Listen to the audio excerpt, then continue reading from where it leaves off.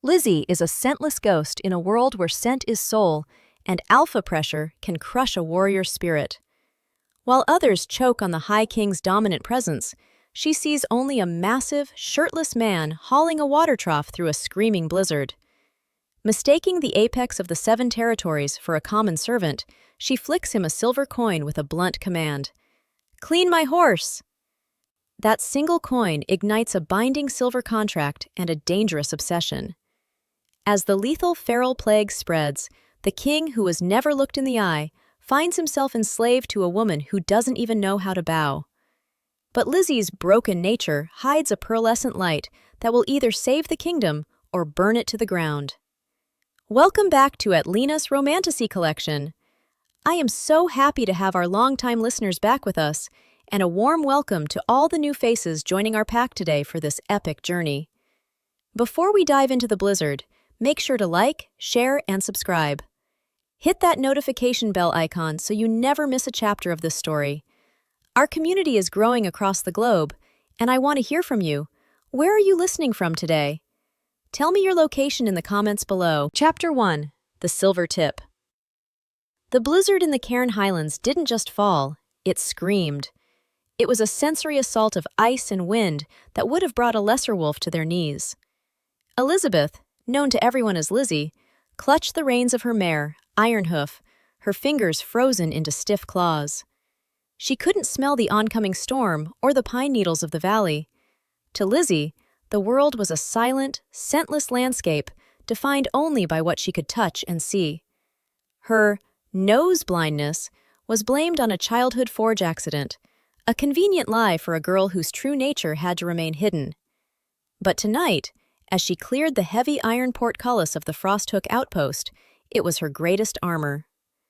The courtyard was eerily quiet. Most wolves were huddled indoors, paralyzed by the overwhelming alpha pressure that saturated the air. The king's presence here was a physical weight, a scent so dominant it made lesser shifters choke on their own tongues. Lizzy felt nothing but the cold. She spotted a massive silhouette near the stables. The man was a mountain of muscle, shirtless despite the freezing sleet, his back a map of jagged war scars. He was hauling a heavy iron water trough as if it were a feather. "You, stable hand!" Lizzy barked, sliding off her horse. Her boots hit the frozen slush with a wet thud. The man froze. He didn't turn immediately. A low, rhythmic vibration began to hum in the air, a growl so deep it was felt in the marrow rather than heard. "Don't you dare growl at me! I've had a hell of a day!" Lizzy snapped, marching toward him. Up close, he was even more intimidating. His skin radiated a strange, fierce heat. "My mare has a stone in her rear left hoof and she's shivering. I need her rubbed down, fed, and blanketed. Now!" The man turned slowly. His eyes were the color of a winter sky, piercing, ancient, and utterly stunned. No one had spoken to him without trembling in 3 centuries. Lizzy didn't bow. She didn't blink. She reached into her belt pouch, pulled out a heavy silver mark, a coin she had minted herself, stamped with the secret dying crest of her exiled house, and flicked it at his chest. It hit his rock-hard pectoral with a sharp clink. He caught it in midair with a reflex so fast it was predatory. "There's your payment," Lizzy said, pointing a dirty finger at his face. "Do a good job and I'll find another for you in the morning. And put a tunic on. Showing off your muscles in a blizzard is distracting and unprofessional. Move it!" She turned on her heel and marched toward the inlight, leaving High King Torsten, the apex of the 7 territories, standing in the mud, staring at a piece of silver and the back of a woman who had just treated him like a dim-witted servant. Torsten looked at the coin, his thumb tracing the smithy mark. A dark, dangerous amusement flickered in his chest. For the first time in his life, someone had looked him in the eye and seen a man, not a god. He looked at the mare, who huffed a cloud of steam into his face. "A stone in the hoof," he murmured, his voice like grinding stones. "And I'm unprofessional." He picked up a stiff brush. He, the man who commanded armies, began to work. If she wanted a stable hand, he would give her the best grooming her horse had ever had. Chapter 2. The silent service. Torsten worked in the dim, flickering light of a single witch lamp. His beta, Bramwell, emerged from the shadows of the stone archway, his face a mask of horror. "Majesty!" Bramwell hissed, dropping to one knee in the muck. "What are you doing? Let me take that brush. The woman is clearly mad. I will find her and ensure she never speaks again." "Stay where you are, Bramwell," Torsten commanded without looking up. The weight of his voice made the beta flinch. "She paid me. A contract in silver is a binding thing in our lands, is it not?" "But she poked you! She poked the apex!" Torsten's eyes flashed gold in the dark. "She has no scent, Bramwell. No fear, no submission, no aggression. She is a ghost. I want to know why. I want to know how a tiny thing like that can walk through my aura without her heart stopping." He spent an hour meticulously grooming the mare. He checked every hoof, removed the stone, and even oiled the leather of the saddle. He found himself strangely calmed by the labor. For a moment, the crown didn't weigh so heavily. He was just a man, doing a job for a silver coin. "Grendel!" Torsten called out. The actual stablemaster scrambled down from the loft, shaking so hard his teeth rattled. "Tell no one of this. If she asks, I am a laborer named Tor. If you speak a word of my title to her, I will feed you to the winter whites." "Yes, my king. Of course, my king." The next morning, the sun rose over the peaks like a bruised plum. Lizzy woke up on a straw mattress, her mind already racing with ledgers and deliveries. She had a shipment of refined silver to get to the southern border. She dressed in her rugged leathers, buckled her smithing hammers to her thigh, and headed to the Great Hall to secure a travel permit.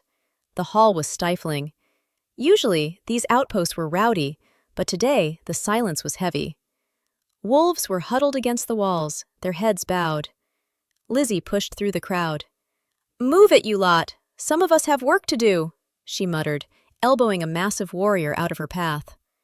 At the end of the hall, on a throne of dark oak, sat the man from the stables. He was no longer shirtless. He was draped in charcoal furs and black steel, a heavy gold circlet resting on his brow. Lizzy stopped. She didn't gasp. She didn't kneel. She narrowed her eyes. "You," she said, her voice echoing in the silent hall. "Where's my horse? I told you dawn, and it's past first light. And don't think just because you found some fancy clothes that you're off the clock. Did you braid her mane? I told you no braids!" The entire room seemed to stop breathing. Bramwell drew his sword half an inch, his knuckles white. "You dare? Kneel, rogue, before your tongue is harvested!" Lizzy didn't even look at Bramwell. She kept her eyes locked on Torsten. "I don't know who Majesty is, but I know a silver mark buys a hoof check. Is the horse ready, or do I need to talk to your supervisor?" Torsten leaned forward, a slow, predatory smirk spreading across his face. He held up the silver coin she had given him. "My supervisor is unavailable, and the horse is ready, but you, little smith, have committed a crime. You have hired the crown. That debt cannot be paid in coin." Chapter 3. The King's Ransom. The tension in the Great Hall was thick enough to choke on. 100 hardened warriors waited for the word to execute the woman who had just insulted their sovereign. Lizzy, however, simply crossed her arms and tapped her boot against the stone floor. "A crime?" Lizzy scoffed. "If doing a job you were paid for is a crime, your legal system is as messy as your hair. I didn't hire the crown. I hired a man with big shoulders who looked like he knew how to use a brush. If you're the king, that's your problem, not mine." Torsten stood up, his massive frame casting a long shadow over the dais. He descended the stairs slowly, his boots clicking with terrifying precision. He stopped mere inches from her. Most people would have fainted from the proximity to his power. Lizzy just looked up at him, her expression one of mild annoyance. "You stole my time," Torsten said, his voice a low, intimate rumble. "The time of the apex is worth more than all the silver in your pouch. By the laws of the Highlands, when a king performs a service for a commoner, that commoner becomes indentured until the value is repaid. I have a business to run, Lizzy countered, not moving an inch. I have shipments of moonglass silver that the southern healers need for the plague. I don't have time to be indentured to a brooding wolf who spends his mornings playing dress-up. Torsten's eyes flared. The plague? You're the one providing the silver for the medicines? I'm the only smith in 3 provinces who can refine it without cracking the grain, she said proudly. So, unless you want your people turning into feral monsters, I suggest you give me my horse and my travel pass. Torsten looked at his beta, Bramwell, who was still trembling with rage. Then he looked back at the fierce, scent-blind woman before him. He saw the logic, but he also saw an opportunity. For years, he had been looking for a scout who could enter the feral zones, areas so saturated with the scent of madness that no wolf could survive the aura. I will give you your pass, Torsten said, his voice ringing through the hall. But only if you serve as my personal outrider. You will lead us into the feral zones. You will be my eyes where mine fail. Do this, and your debt is cleared. Refuse, and I impound your silver and your horse. Lizzy's jaw tightened. She hated being backed into a corner, but she knew she couldn't outrun a king's decree. A month, she said, pointing a finger at his chest. I give you 4 weeks, and I'm in charge of the campfire. I've seen your stable hand work. I don't trust you not to burn the beans. A collective gasp went up from the court. Torsten laughed, a genuine, booming sound that shook the rafters. Deal, Torsten said. Bramwell, prepare the horses. We head north at noon, and get the lady a proper cloak. I won't have my outrider freezing to death before we hit the tree line. Lizzy turned to leave, but stopped and looked back. And Torsten, if you touch my horse's mane again, I'm charging you extra. Chapter 4. The Scentless Road. The departure from the Frosthook outpost was a grim affair. The wind had died down, replaced by a biting, heavy fog that clung to the coats of the horses. Torsten led the line, his black stallion, Midnight, dwarfing the other mounts. Beside him rode Lizzy on Ironhoof, her smithing tools clinking rhythmically against her thigh. Behind them followed Bramwell and 4 elite Void Guard, warriors trained to resist the madness of the plague. They were all silent, their faces hidden behind steel visors. You're doing it again, Lizzy said, breaking the silence after 2 hours of riding. Torsten glanced at her. Doing what? Brooding. It makes your forehead wrinkle. You'll look like a shriveled apple by the time we reach the next village, she noted, her voice flat and bored. I am contemplating the reports, Lizzy, Torsten replied, trying to maintain his royal dignity. The feral are spreading. Entire packs are losing their minds. It isn't just a fever, it's a corruption of the soul. The scent of it.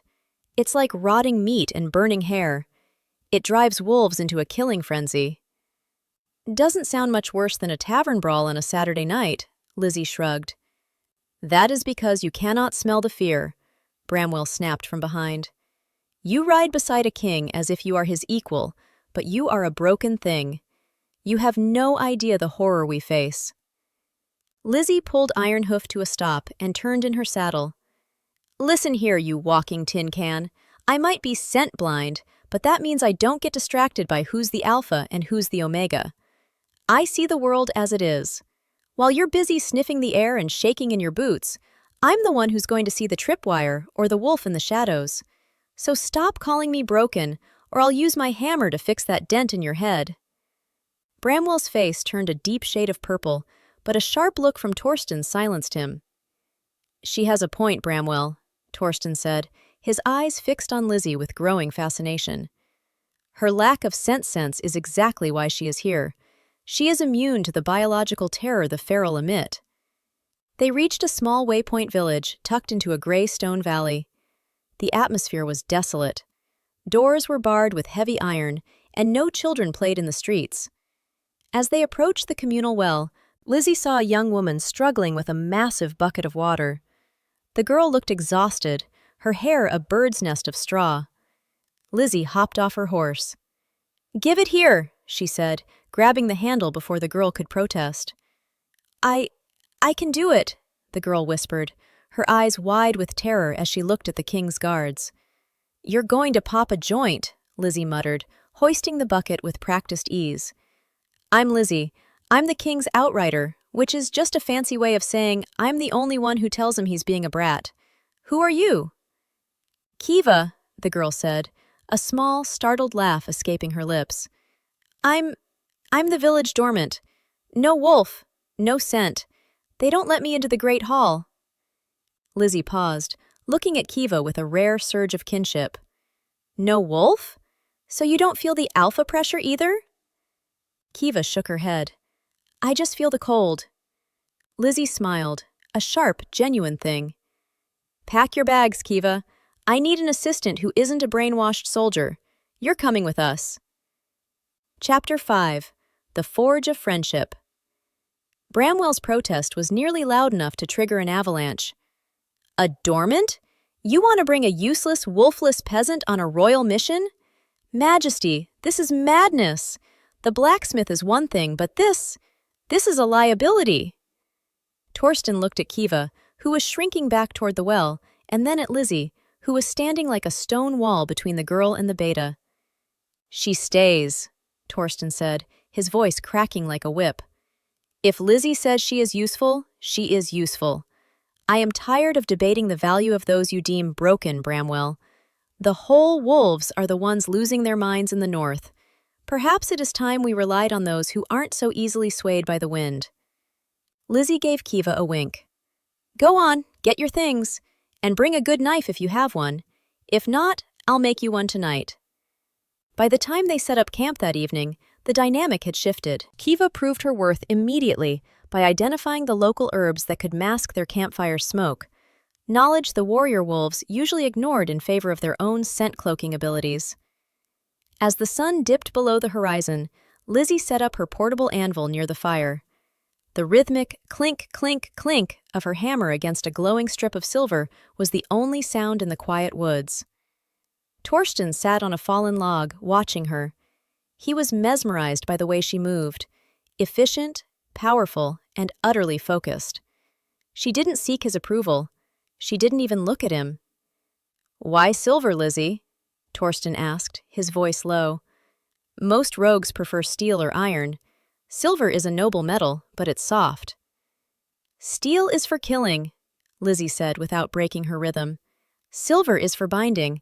It's the only thing that holds its shape when the world goes crazy, and it's the only thing that hurts the feral without poisoning the land. I'm not just a smith, Torsten. I'm a silversmith. I make things that last. She quenched the metal in a bucket of water, a hiss of steam rising into the air. She held up a small, elegant dagger and handed it to Kiva. There, moonglass edge. It'll cut through a feral's hide like butter. Kiva took the blade, her fingers trembling with awe. Thank you, Lizzy. No one has ever... I've never had anything of my own. Now you do, Lizzy said. She finally looked at Torsten. And don't think I didn't see you staring. If you want a lesson in metallurgy, it'll cost you. My indentured status doesn't include free lectures. Torsten chuckled, leaning back against a tree. And what would the price be, Outrider? A story, Lizzy said, her gaze turning sharp.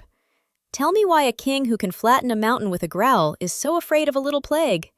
You're not just hunting the feral, you're looking for someone, aren't you? The humor vanished from Torsten's face. The campfire light danced in his golden eyes, revealing a depth of pain that made even Lizzy pause. My brother, Torsten whispered. He was the first to turn, and he is the one leading the pack that is coming for us.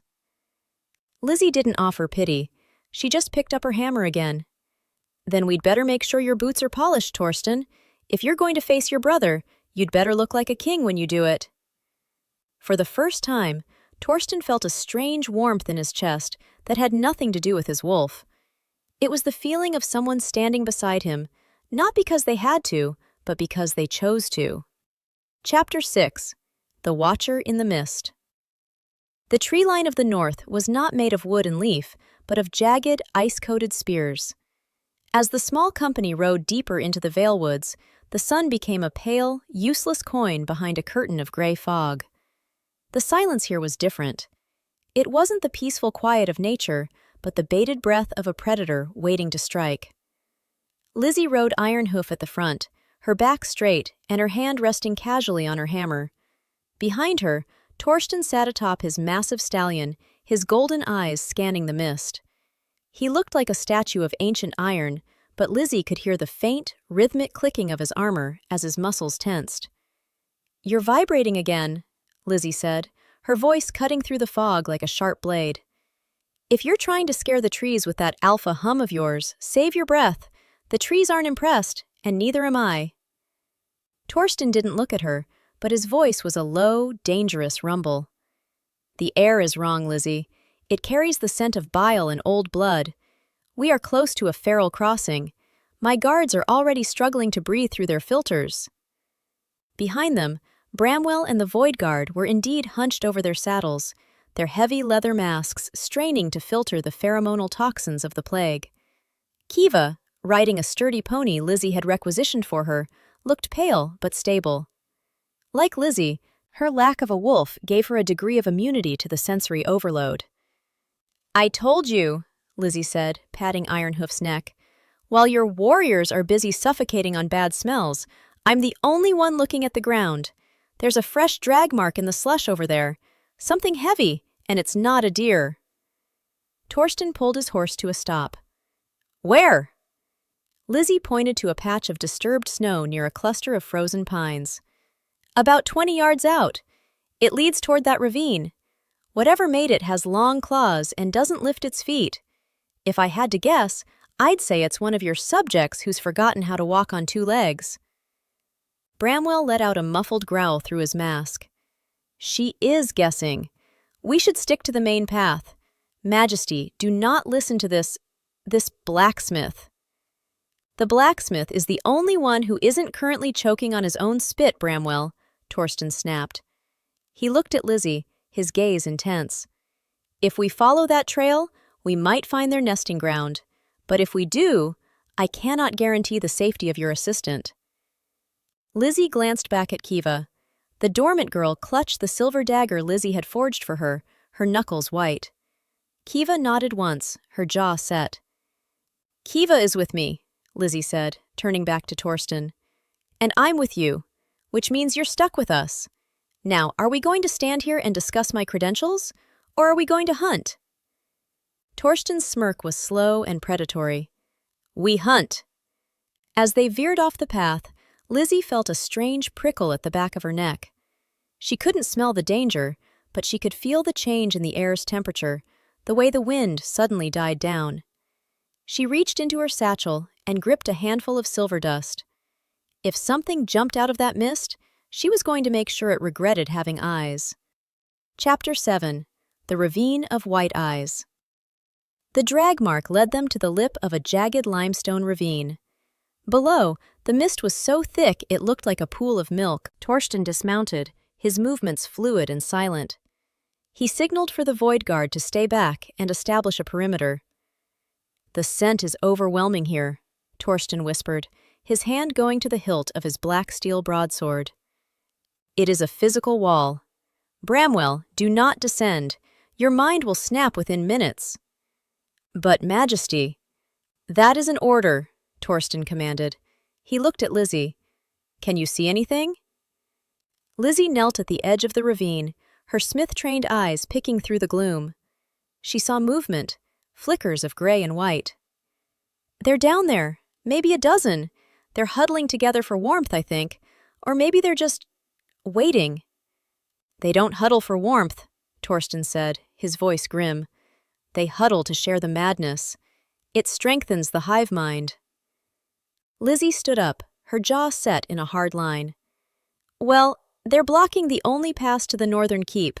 We can't go around unless we want to add 3 days to the trip." She pulled her heavy forging hammer from her belt. It wasn't a dainty weapon. It was a 3-pound hunk of tempered steel with a silver-plated head. Kiva stepped up beside her. "I have the herbal pouches ready, Lizzy. If we throw them into the center, The smoke might dampen the scent enough for the king to move without losing his focus. Torsten looked at the two women, the scent-blind smith and the wolfless dormant. They were the two weakest members of his company by pack standards, yet here they were, planning a tactical strike while his elite guards trembled on the ridge. "You truly have no fear of me, do you?" Torsten asked, his voice barely audible over the wind. Lizzy looked him up and down. "You're just a man, Torsten. A big, brooding, slightly arrogant man who's currently in my way. Now move aside. Kiva, on my mark." Kiva tossed the pouches. They hit the bottom of the ravine and burst into clouds of pungent, bitter smoke. Below, the feral wolves began to howl, a sound that was more of a wet, guttural scream. Lizzy didn't wait. She slid down the embankment, her boots carving a path through the scree. As she hit the bottom, the first feral lunged. It was a massive creature, its fur falling out in patches, its eyes a weeping, milky white. It didn't smell like a wolf to Lizzy. It looked like a nightmare. She swung her hammer. The silver-plated head caught the creature in the jaw with a sickening crack. The silver reacted instantly to the plague-crazed blood, cauterizing the wound with a burst of white sparks. The wolf fell, whimpering. "One down!" Lizzy shouted, pivoting as another lunged from the mist. Suddenly, a shadow loomed over her. Torsten had dived into the ravine, his broadsword a blur of black lightning. Even through the smoke, his alpha power was a terrifying force. He wasn't just fighting, he was a storm of fur and steel. But as the feral pheromones began to claw at his mind, he stumbled. Lizzy saw his eyes start to glaze. She stepped in front of him, her hammer held high. "Eyes on me, you big idiot! Focus on the sound of my voice. I'm the one you owe for the horse grooming, remember?" The sound of her blunt, unimpressed voice acted like an anchor. Torsten's eyes snapped back to gold. He let out a roar that shook the very walls of the ravine and rejoined the fray. Chapter 8. The Weight of the Crown. The skirmish was short and brutal. Within minutes, the ravine was silent, save for the heavy breathing of Torsten and the soft clinking of Lizzy's tools as she wiped the silver dust from her hammer. The feral had fled back into the deeper shadows of the woods, leaving 3 of their number dead in the snow. Torsten stood in the center of the clearing, his chest heaving. His skin was flushed, and sweat beaded on his forehead despite the cold. The toxins had taken a toll. He looked at the bodies of his fallen kin, his expression one of profound grief. "They were men once," he murmured, his voice thick. "They had packmates. Family." Lizzy walked over and stood beside him. She didn't offer a platitude. She didn't tell him it was okay. She just reached out and gripped his forearm, her calloused hand firm and grounding. "And now they're at peace. Better a silver strike than a life of madness, Torsten. You did what a king has to do." Torsten looked down at her. He was still radiating a heat so intense it felt like standing near a furnace. "You saved me back there. My mind was beginning to fracture.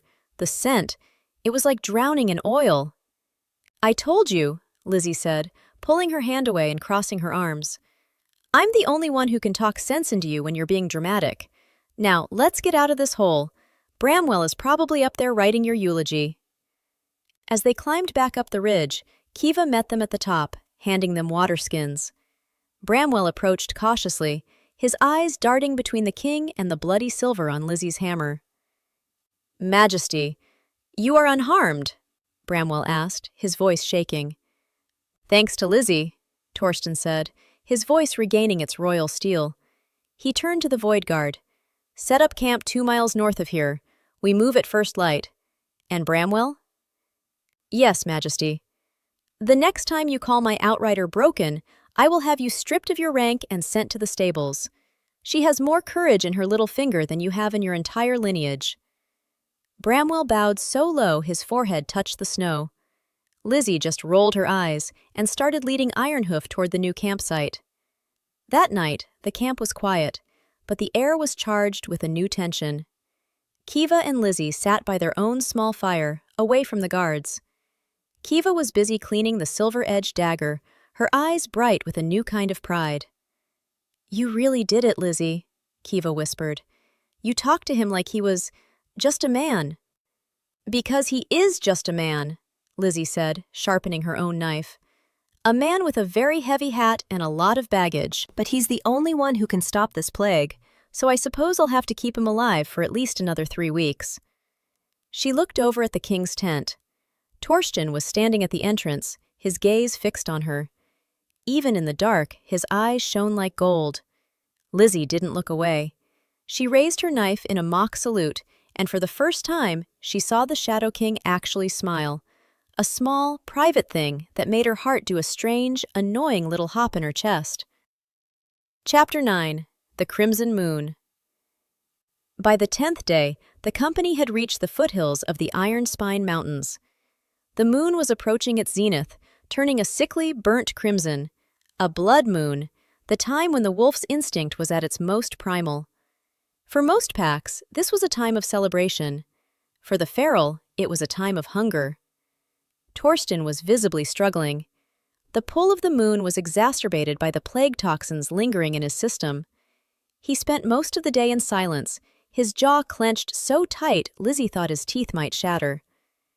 "You're making that face again," Lizzy said as they rode through a narrow pass. "The one where you look like you're trying to swallow a rock." "The moon. It is loud tonight, Lizzy," Torsten gritted out. "Even for me, I can feel the madness scratching at the edges of my mind. It wants me to shift. It wants me to run until my paws bleed." "Then don't," Lizzy said simply. "You're the king. Tell the moon to mind its own business. Or better yet, talk to me. Tell me about that brother of yours. Why was he the first to turn?" Torsten sighed, a long, weary sound. "His name was Walter. He was everything I am not. Charismatic, loved. He was the one who was supposed to be king. But he was too curious. He traveled to the forbidden archives of the old blood, looking for a way to strengthen the packs. He found something else instead. A parasite of the mind." "A parasite?" Lizzy narrowed her eyes. "You mean this plague isn't natural?" "Nothing this cruel is natural," Torsten said. "Walter thought he could control it.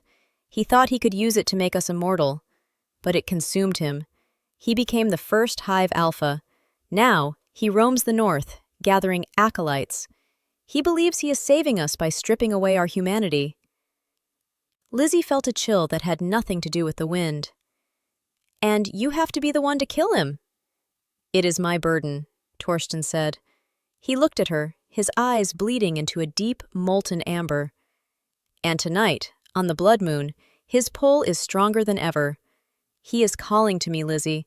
He wants me to join the family." Lizzy reached out and grabbed his reins, forcing his stallion to stop. She leaned over, her face inches from his. "Listen to me, Torsten. You are not joining anyone. You have a contract with me, 1 month. You owe me 3 more weeks of service, and I don't care if your brother is the Queen of the Moon. You're not leaving until the debt is paid. Do you understand?" Torsten stared at her, the sheer audacity of her words acting like a cold drench of water on his mounting fever. He let out a ragged breath, his shoulders dropping. "You are an impossible woman, Elizabeth." "I'm a businesswoman," she corrected him. "Now, let's find a cave. If you're going to be wolfy tonight, I'd rather you did it behind stone walls where I can keep an eye on you." They found a small cavern tucked into the mountainside. Torsten ordered the guards to stay at the mouth and keep a fire burning. He, however, retreated into the deepest part of the cave with Lizzy and Kiva. He needed the darkness. He needed the silence. And most of all, he needed the one person who wouldn't be afraid if he lost his grip on the man. Chapter 10. The Primal Vigil. The interior of the cave was damp and smelled of ancient stone. Lizzy set up her portable forge near the entrance of their inner chamber, the glow of the embers providing the only light. Kiva was curled up in a corner, fast asleep, her silver dagger clutched to her chest. Torsten was at the far wall, his back to Lizzy. He had stripped off his tunic, his massive muscles rippling as he fought the involuntary shifts of his form. His skin was slick with sweat, and a low, guttural purr, the sound of a predator in pain, echoed off the stone. Lizzy, he wheezed. Stay back. The moon is at its peak. My wolf, it is not kind tonight. I've handled bigger dogs than you, Torsten, Lizzy said, her voice calm and steady.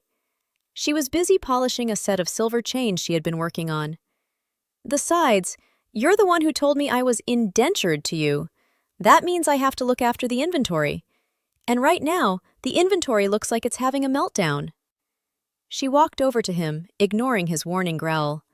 She sat down on the stone floor right beside him. The heat coming off him was incredible, like sitting next to a roaring hearth. You're burning up, she noted. She dipped a cloth into her water skin and pressed it against the back of his neck. Torsten flinched, his hand flying out to catch her wrist. His grip was bone-crushing, his claws beginning to lengthen. His eyes were no longer human. They were the eyes of a beast, wild and starving. Lizzy didn't pull away. She didn't scream. She just looked him dead in the eye. Is that the best you've got? You're going to bruise my wrist because the moon is shining? Honestly, Torsten, I expected more from an apex. Torsten stared at her, his breath coming in ragged gasps. He saw the bruise forming under his fingers, and the horror of what he was doing began to override the madness. He let go of her as if she were made of red-hot iron. I am sorry, he whispered, his voice cracking. I am becoming a monster, Lizzy. You're becoming a wolf, she corrected him, rubbing her wrist. There's a difference. A monster chooses to hurt people. A wolf just reacts. Now, put your head in my lap and shut up. I'm going to keep the cloth cool, and you're going to focus on the sound of my hammer. Lizzy. That wasn't a request, stable boy. Torsten hesitated, then slowly lowered his head. He rested it on her lap, his massive frame trembling. Lizzy began to rhythmically tap her hammer against a small piece of silver on her anvil, the steady clink, clink, clink filling the cave. It was a strange sight, the most powerful king in the world, curled up like a pup in the lap of a scent-blind blacksmith. But as the hours passed and the blood moon reached its zenith, the madness didn't take him. The scent of the plague was outside, calling to him, but the sound of the hammer and the cool touch of Lizzy's hand kept him tethered to the world of men. When the first light of dawn finally crept into the cave, Torsten was asleep, his head still resting on Lizzy's legs. She was still tapping her hammer, her eyes red-rimmed with exhaustion, but her expression was one of quiet, fierce victory. She had held back the Shadow King, and she had done it without a single drop of magic, only silver, grit, and the refusal to be afraid. Chapter 11. The Frozen Gate. The morning after the blood moon was etched in frost and silence. Torsten was unusually quiet as they broke camp, his movements stiff. He didn't look at Lizzy directly, but he remained within arm's reach of her at all times. The power dynamic had shifted. He was no longer just the king commanding an indentured servant. He was a man who had shared his darkest hour with the only person who didn't blink at his monstrosity. The air is getting thinner, Lizzy observed, tugging at the collar of her fur-lined cloak. And the ground is getting steeper. If we keep this pace, Ironhoof is going to need new shoes by nightfall. We cannot slow down, Torsten replied, his voice still carrying the gravelly rasp of his night in the cave. The northern keep is just beyond the next ridge. If Walter is there, he will already know we've arrived. The hive doesn't just smell, it feels. As they crested the final rise, the northern keep came into view. It was a terrifying structure of black basalt, built directly into the side of a glacier. Once a proud fortress of the Highland protectors, it now looked like a rotting tooth. Thick, sickly yellow vapors curled around the battlements, and the iron gates hung crookedly on their hinges. Bramwell and the Void Guard slowed their horses, their hands trembling as they adjusted their leather breathing masks. Even from this distance, the pheromonal pressure was immense. It's a graveyard, Kiva whispered, her eyes wide as she clutched her silver dagger. I can't feel the wolf madness, but the cold. It feels like it's trying to eat my bones. Stay close to me, Kiva, Lizzy commanded, pulling her forging hammer from her belt. She looked at Torsten. The gates are open. That's either an invitation or a trap. Probably both. Torsten drew his broadsword, the black steel humming with suppressed power. The guards will stay here to secure the perimeter. They won't survive 5 minutes inside that fog. It has to be us. And me, Kiva added, her voice shaky but determined. You'll need my herbs if the toxins get too thick inside the stone walls. Bramwell stepped forward, his eyes bloodshot behind his visor. Majesty, you cannot enter with only these two. It is suicide. Let us— You can barely stay on your horse, Bramwell, Torsten said, not unkindly. Lizzy is my eyes. Kiva is our medicine. You are our retreat. If we do not return by sunset, you take the remaining silver to the southern provinces and tell them to burn the mountain passes. Lizzy didn't wait for a sentimental goodbye. She kicked Ironhoof into a walk, heading straight for the yawning black maw of the fortress. Stop making speeches, Torsten. We're burning daylight, and I've got a month of service to finish. I'm not spending it standing in a snowdrift. As they crossed the threshold, the temperature dropped 20 degrees. The scent of the plague, a thick, oily musk, hit Torsten like a physical blow. He staggered, his golden eyes flickering, but Lizzy's voice rang out, sharp and grounding. Left foot, right foot, stable boy. Keep walking or I'll use the hammer to remind you. Torsten took a breath, focused on the sway of Lizzy's shoulders, and stepped into the dark. Chapter 12. The Hall of Echoes. Inside the northern keep, the silence was suffocating. The walls were coated in a strange, bioluminescent fungus that pulsed with a faint, sickly green light.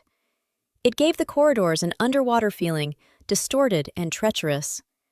Lizzy led the way, her boots clicking sharply on the flagstones. She didn't have the heightened hearing of a wolf, but her smith-trained ears picked up the subtle nuances of the environment. The drip of water, the groan of shifting ice, and the faint, rhythmic scratching of claws on stone. They're in the walls, Lizzy whispered, her grip tightening on her hammer. Don't look for them with your nose, Torsten. Use your eyes. They're moving in the rafters. Torsten growled, his hand tightening on his sword hilt. I see them. Shadows within shadows. They aren't attacking. They're hurting us. Toward the Great Hall, Kiva noted, pointing to the massive iron-bound doors at the end of the corridor. The scent is strongest there. It feels like a hive of hornets in my chest. They reached the doors, which were covered in a thick, resinous substance. Lizzy stepped forward and inspected the lock. It wasn't a standard mechanism. It was a biological seal, pulsing with a slow, heartbeat-like rhythm. This is disgusting, Lizzy muttered. She pulled a vial of silver dust from her pouch and blew it onto the resin. The silver sizzled, the heartbeat of the door spiking in a frantic, wet thudding before the resin shriveled and blackened. With a heavy shove, the doors groaned open. The great hall was a nightmare of architecture. The high-vaulted ceiling was draped in webs of the same yellow fungus, and dozens of feral wolves hung from the pillars like bats, their milky eyes fixed on the intruders. In the center of the room sat a throne made of ice and bone, and on that throne sat Walter. He looked strikingly like Torsten, but his skin was unnervingly pale, and thin black veins climbed up his neck to his temples. He wasn't snarling, he was smiling. "Brother," Walter said, his voice echoing with a strange, multi-layered quality, as if dozens of people were speaking at once. "You finally arrived, and you brought companions, a scentless smith and a hollow girl. How very clever of you to find shields against my song." Torsten stepped forward, his alpha power clashing against the hive-mind aura of the room. The air between the two brothers rippled with invisible force. "It's over, Walter. The plague ends here. I will burn this place to the ground before I let you spread this filth any further." Walter laughed, a dry, rattling sound. "Filth? I have given them peace, Torsten. No more pack wars, no more hunger. We are one voice, one mind. I have reached the evolution our father only dreamed of." "You've reached a gutter!" Lizzy shouted, stepping up beside Torsten. "I don't know much about evolution, but I know what a parasite looks like. You're not a king. You're a tick on the back of your own people." Walter's eyes shifted to Lizzy, his smile fading into a look of cold curiosity. "The blacksmith. The one who treats the apex like a servant. I have heard your voice through the link, brother. She is quite the distraction, isn't she?" Chapter 13. The Song of the Hive. Walter stood up from his bone throne, his movements unnaturally fluid. As he moved, the feral wolves in the rafters began to drop to the floor, circling the trio with predatory grace. They didn't growl, they hummed, a low, discordant frequency that made Kiva clutch her ears in pain. "Listen to it, Torsten," Walter crooned, spreading his arms. "The song of the hive. It is the sound of absolute order. Why fight it? You are so tired of the wait. Let me take the crown from you. Join us, and you will never be alone again." Torsten's knees buckled. The song wasn't just sound, it was a psychic assault through the olfactory senses, bypassing his conscious mind. He dropped his sword, his hands flying to his head. "Get out of my mind!" "He can't hear you, Walter," Lizzy yelled, swinging her hammer in a wide arc to keep the circling wolves at bay. "He's too busy listening to me." She turned and grabbed Torsten by the front of his furs, shaking him violently. "Torsten, look at me! I am the only one in this room who isn't singing your stupid song. Focus on the silver. Focus on the debt." She reached into his pouch and pulled out the silver mark, the coin she had given him on that first night. She pressed it hard into his palm, the cold metal biting into his skin. The physical sensation, combined with the grounding sound of her voice, acted like a lightning rod. Torsten's eyes snapped back to their brilliant gold. He let out a roar that shattered the bioluminescent fungus on the walls, his own alpha aura exploding outward with such force that several feral wolves were thrown back against the pillars. "I am the king of the 7 territories," Torsten bellowed, his voice reclaiming its divine authority. "And I do not take orders from a corpse." Walter's expression turned venomous. "So be it. If you will not lead the hive, you will feed it." With a flick of his wrist, the feral wolves lunged. "Kiva, the smoke!" Lizzy screamed. Kiva reached into her satchel and threw 3 glass spheres into the center of the room. They shattered, releasing a thick purple haze of concentrated herbs, wolfsbane, sage, and mountain root.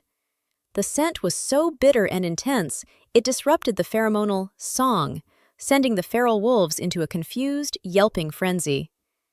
"Now!" Lizzy shouted. She and Torsten moved as one. While Torsten's sword carved through the front line of the feral, Lizzy focused on the architecture. She saw the pillars were cracked, held together by the fungus. If she could take out the supports, she could bring the whole hall down on Walter's head.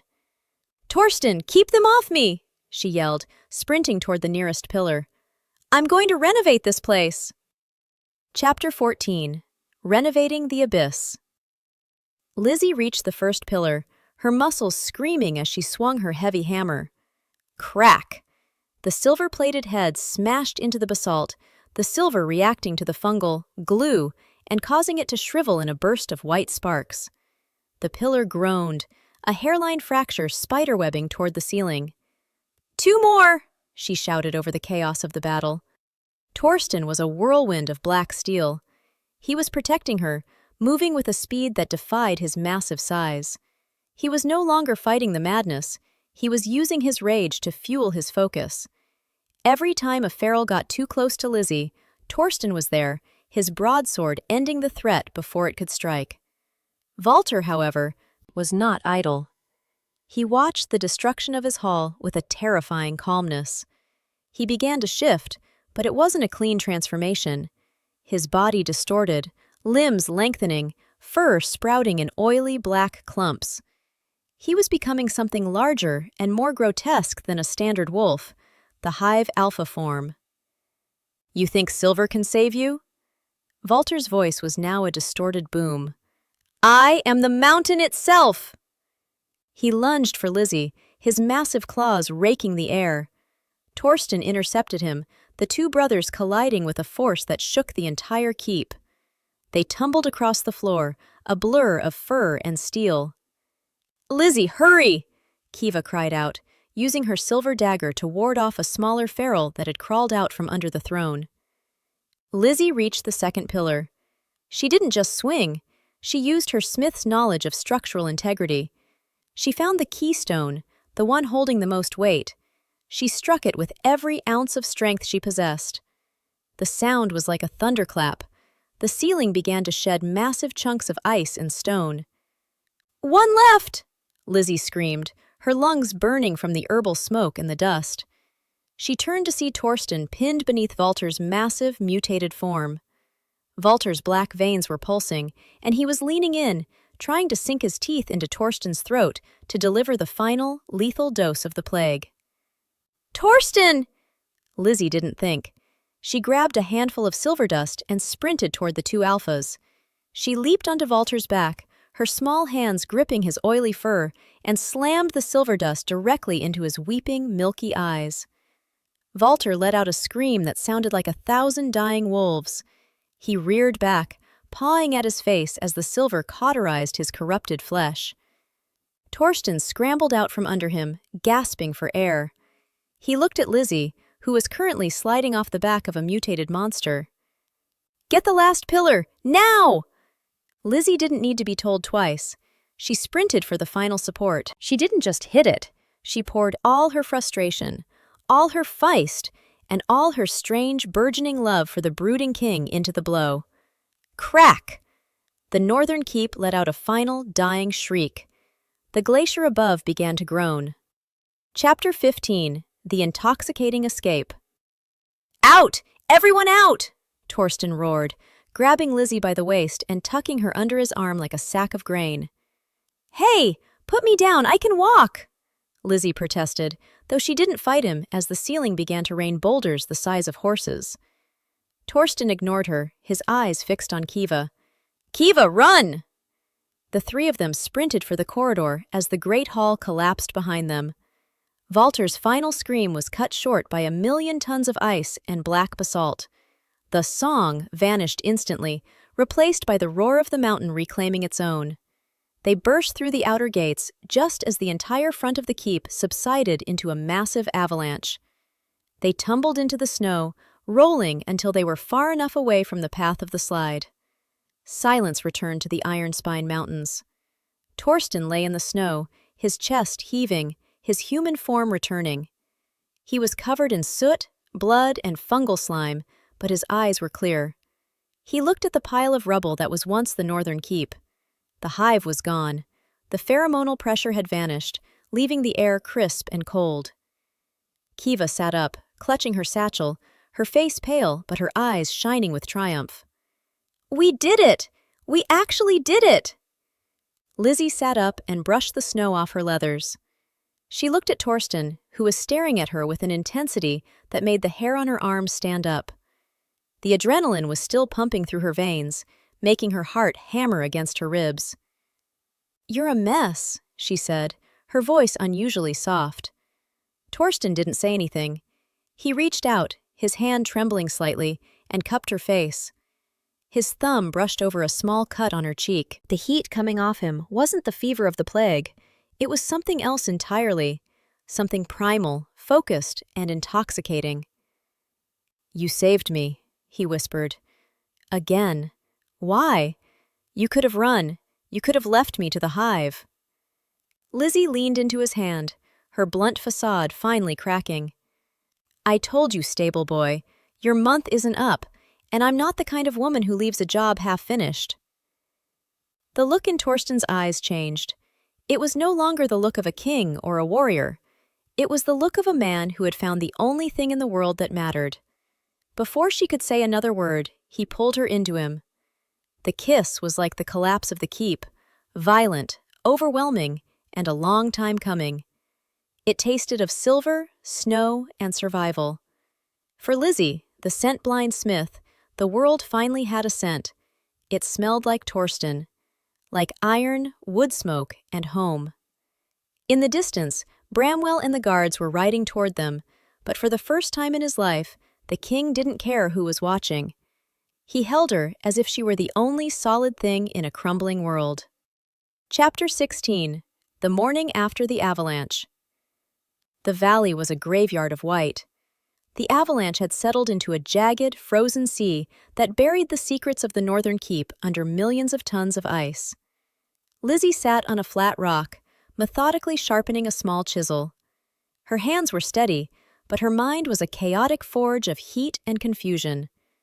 The memory of Torsten's lips against hers was a persistent spark she couldn't quench.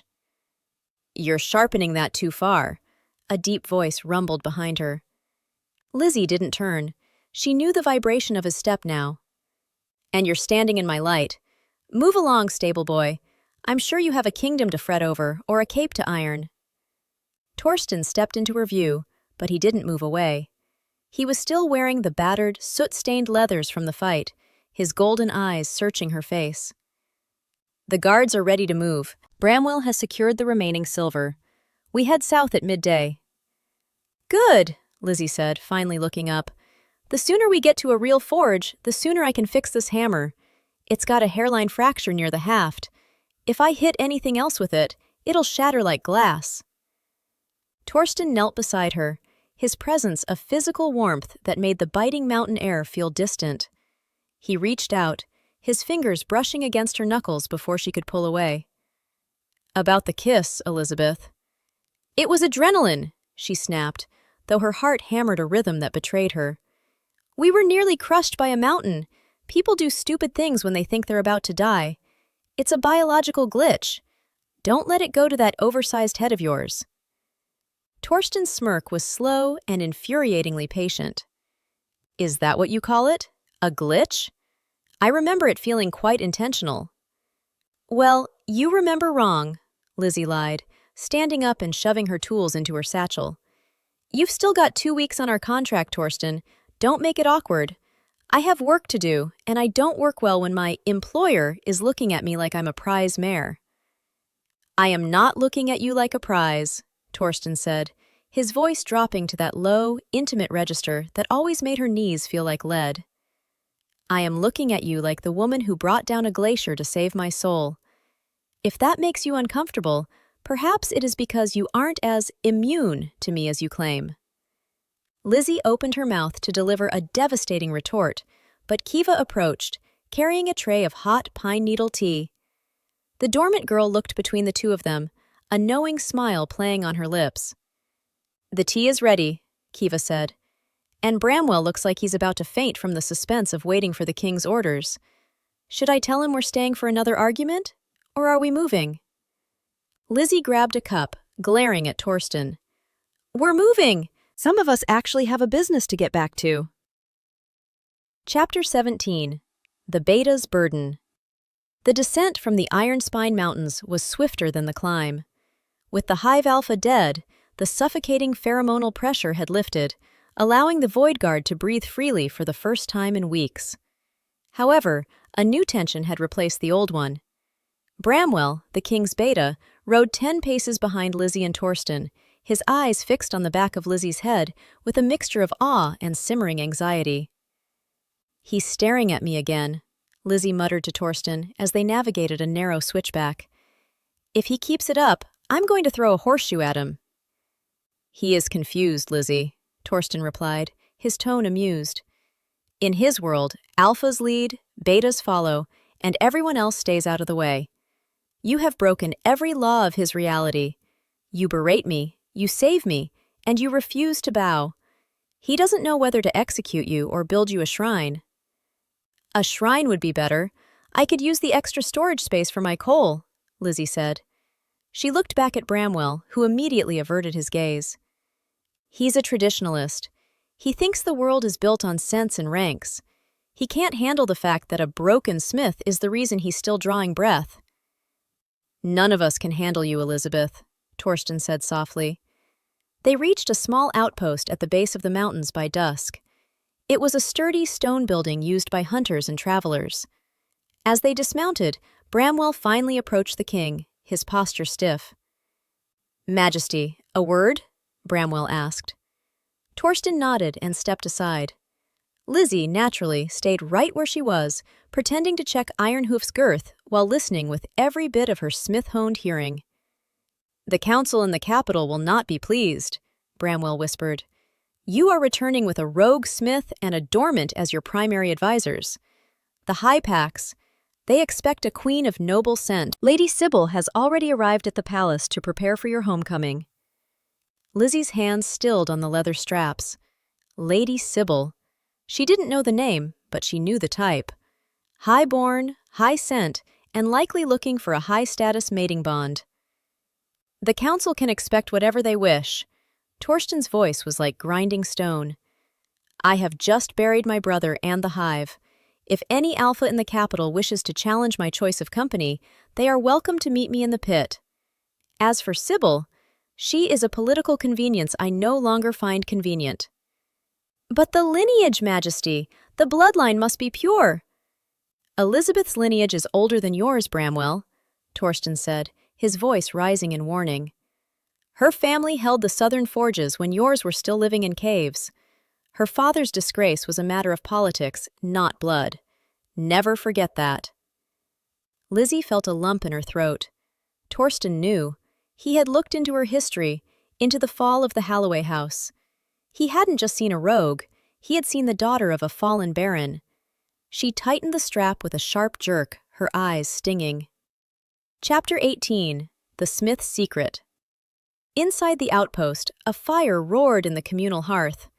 Kiva was busy preparing a stew, humming to herself as she worked.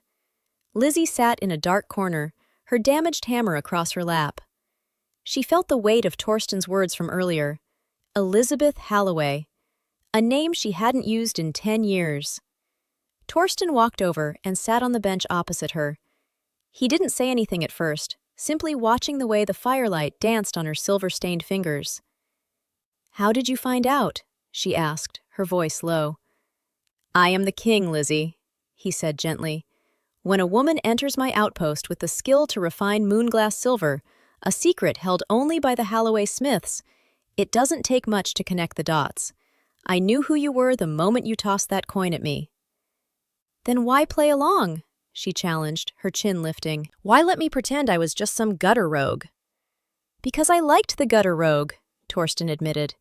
"She was the first person in decades who didn't want anything from the king. She just wanted her horse groomed. I didn't want to lose that. If I had addressed you as Lady Elizabeth, you would have vanished into the night before the first snow fell." Lizzy let out a ragged breath. "My father was framed, Torsten. He didn't sell the silver to the rebels. He was a man of honor. The High Alpha at the time needed a scapegoat for the border raids, and the Halloways were an easy target.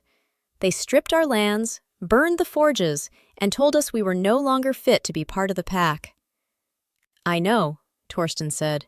He reached across the table, covering her hand with his. "And I know that for 10 years, you've been rebuilding that reputation in the shadows. Providing medicine, refining silver, surviving. You are more noble than any alpha in my court." Lizzy pulled her hand away, but not unkindly. "It doesn't matter. I'm still scent blind. In the eyes of your people, I'm a defect. I can't scent a lie, I can't scent a threat, and I can't scent you." Torsten stood up and moved to her side of the bench. He leaned in, his breath warm against her ear. "You don't need to scent me, Elizabeth. You feel me. In the cave, on the mountain, in the snow. You know me better than anyone who uses their nose. The capital will try to tell you that you are less, but I am the king, and I am telling you that you are everything." Lizzy felt the familiar, henpecked urge to argue, to snap at him for being sentimental. But for once, the words wouldn't come. She just leaned her head against his shoulder, the smell of iron and wood smoke wrapping around her like a shield. 2 weeks, Torsten," she whispered. "That's all the time we have before the world tries to pull us apart." "Then we shall make them the longest 2 weeks in history," he promised. Chapter 19. The Road to Oakhaven. The company crossed into the central provinces the following week. The landscape changed from jagged ice to rolling hills of ancient oak and fertile farmland. This was the heart of the kingdom, the high province of Oakhaven. Here, the wolf packs lived in sprawling estates, and the social hierarchy was as rigid as the stone walls of the capital. As they rode through the villages, the news of the king's return spread like wildfire. People lined the roads, but the cheers were muffled by confusion. At the head of the column rode their king, scarred and mud-stained, but beside him sat a common-looking woman in smithing leathers, and behind her, a girl who clearly carried no wolf scent. "They're staring," Kiva whispered, riding close to Lizzy. "They look like they've seen a ghost."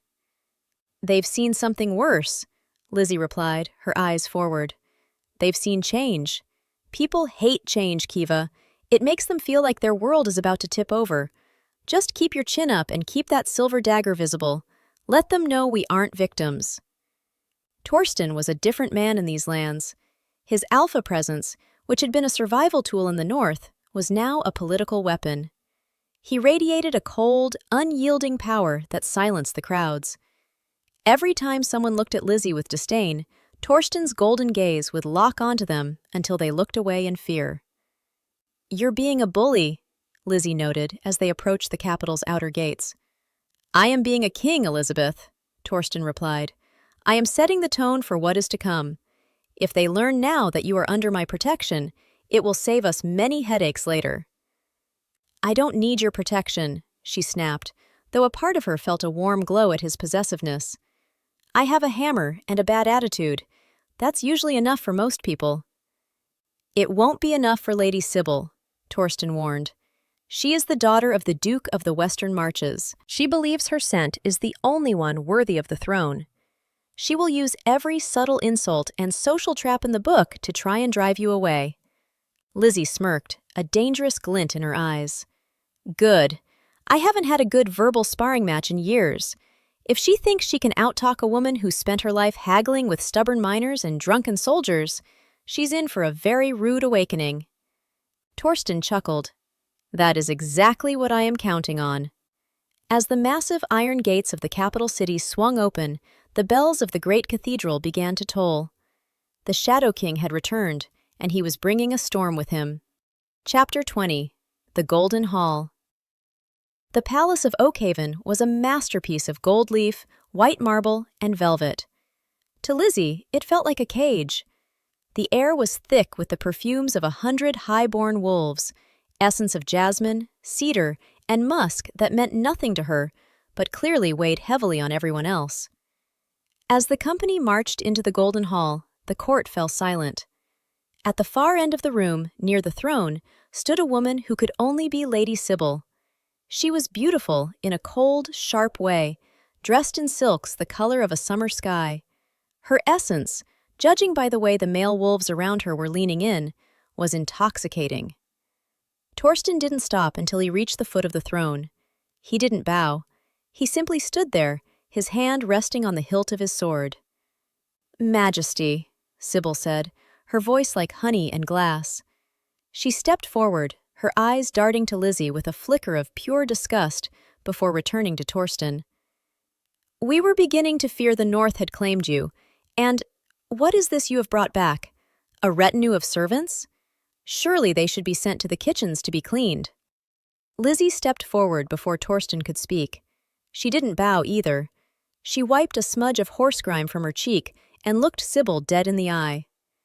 "The kitchens?"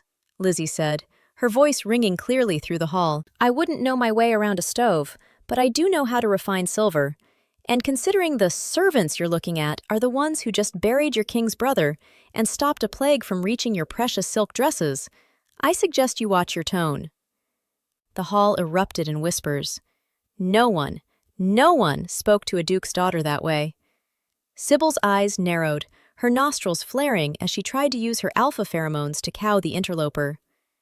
"You have no scent, girl. You are a void, a defect.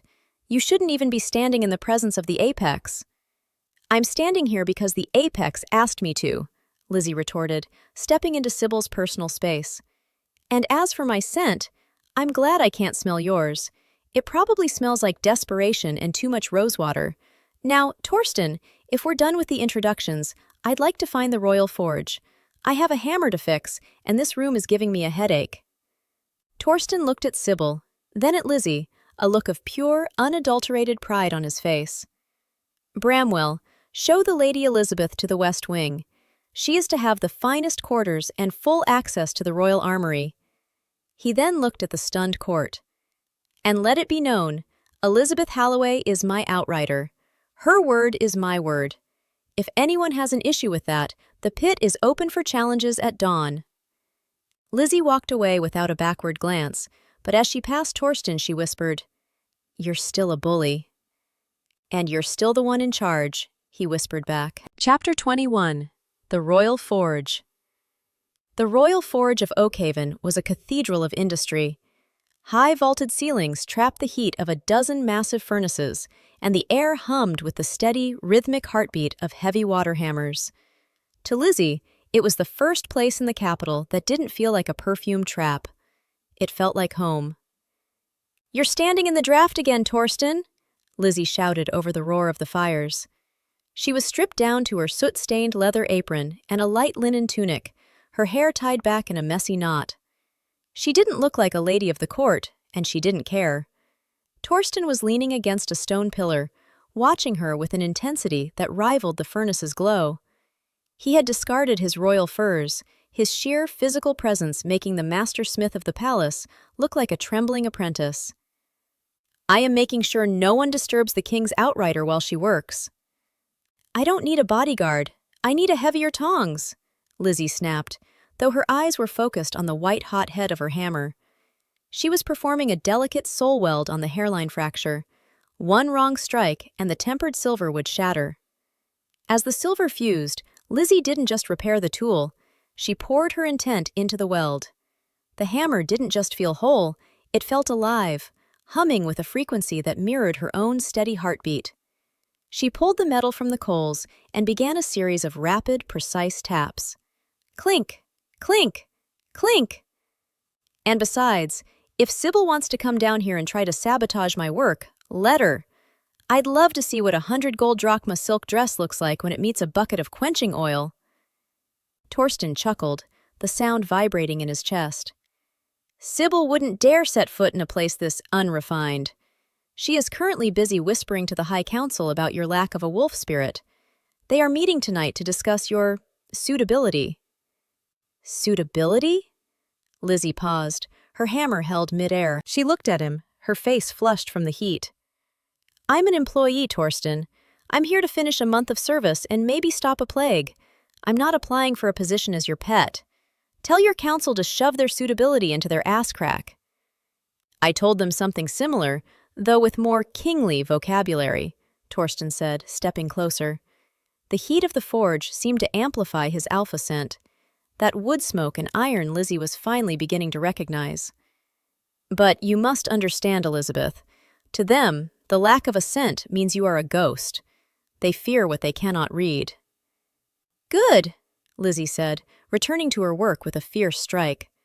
Let them be afraid. It'll keep them from trying to steal my tools. She finished the weld and plunged the hammer into the quenching vat. The hiss of steam filled the room, wrapping them in a private, white cloud. In the mist, Torsten reached out, his hand finding her waist. The month is half over, he whispered. What happens when the debt is paid, Lizzy? Do you go back to your rogue forge and leave me to these vipers? Lizzy looked at the hammer in the water, then at the man holding her. I don't leave jobs half-finished, Torsten, and right now, this kingdom is a very messy piece of work. It's going to take more than a month to beat it into shape. Chapter 22. The Silk Trap. The invitation arrived that evening, delivered by a page who looked like he wanted to bolt for the door. It was a summons to the Gala of the Moon, the most prestigious social event of the Oakhaven calendar. More importantly, the dress code was strictly ancient noble. They're trying to smoke you out, Lizzy, Kiva said, holding the gold-inked parchment as they sat in their West Wing quarters. They want to see if a Halloway can still look like a baron's daughter, or if you're just a blacksmith in a stolen title. It's a trap, Lizzy agreed, leaning back in her velvet chair with her boots up on the table. Sybil wants me in a corset and a gown so she can point out how uncomfortable I look. She thinks that if I can't dance their stupid dances or smell their subtle insults, I'll run back to the mountains. Will you? Kiva asked softly. Lizzy looked at her scarred hands. No, but I'm not playing by her rules. If I'm going to a ball, I'm going as a Halloway, and a Halloway doesn't wear silk. We wear silver. For the next 3 days, Lizzy locked herself in the royal forge. She wasn't fixing tools anymore, she was crafting. Torsten tried to visit, but she had the master smith bar the door, claiming she was working on secret armaments. On the night of the gala, the Golden Hall was a sea of shimmering fabrics and oppressive perfumes. Sybil was at the center of a circle of alpha lords, wearing a dress of translucent gossamer that left very little to the imagination. She was radiating a mating-ready essence that had half the room in a daze. "Where is our king's little pet?" Sybil asked loudly, her voice carrying across the room. "I heard she was seen stealing coal from the furnaces yesterday. Perhaps she's decided to stay in the cellar where she belongs." The doors to the hall swung open. The herald didn't even have a chance to announce her before the room went dead silent. Elizabeth Halloway didn't wear a gown. She wore a suit of tailored, midnight blue velvet, but over it she had fashioned a breastplate and pauldrons made of hammered, polished moonglass silver. It was as light as lace and shone with an ethereal, white brilliance that made the gold leaf in the room look dull. She wore her hair in a fierce braid, and at her side she carried the silver-plated hammer she had repaired. She looked like a war goddess. Behind her, Kiva followed, dressed in elegant green, carrying a fan that was secretly a sheath for her herbal toxins. Lizzy walked straight to the center of the room. She didn't look for Torsten, she looked for Sybil. She stopped 3 feet from the Duke's daughter, the silver of her armor reflecting the candlelight so intensely it made Sybil squint. "You mentioned the cellar?" Lizzy said, her voice clear and cool. "I was busy. I figured if I was going to spend an evening in a room full of people who talk behind backs, I'd better wear something that can't be tarnished. Now, where's the drink? This armor is heavy and I'm parched." Chapter 23. The Alpha's Choice. Torsten appeared from the shadows behind the throne, dressed in his full regalia, but his eyes were only for Lizzy. He didn't offer her a hand, he offered her a challenge. "You look formidable, outrider," he said, his voice carrying the alpha hum that usually made everyone bow. "I look like I'm about to fix a problem," Lizzy replied, grabbing a glass of wine from a passing servant. She looked at the High Council members who were hovering nearby like vultures. "Is this where I'm supposed to curtsy and pretend I don't know they're all plotting to exile me?" One of the councilmen, an old, gray-maned wolf named Lord Harkin, stepped forward. He sniffed the air aggressively. "You have no scent, girl. You are a void. How can we trust a woman whose soul we cannot read?" Lizzy didn't flinch. She stepped into Harkin's personal space, her silver breastplate clinking softly. "You can't read me with your nose, Harkin? That sounds like a you problem. Maybe if you spent less time sniffing and more time looking, you'd see that I'm the only one in this room who isn't trying to suck up to the king for a land grant." Harkin recoiled, his face turning purple. "Insolence! Majesty, how can you allow this?" Torsten stepped beside Lizzy, his hand dropping to her armored shoulder. The weight of his presence was so immense that Harkin actually took a step back. "She is not being insolent, Harkin. She is being honest, a concept you find unfamiliar." Torsten looked around the room, his golden eyes flashing. "The High Council has spent the last hour debating Elizabeth's suitability.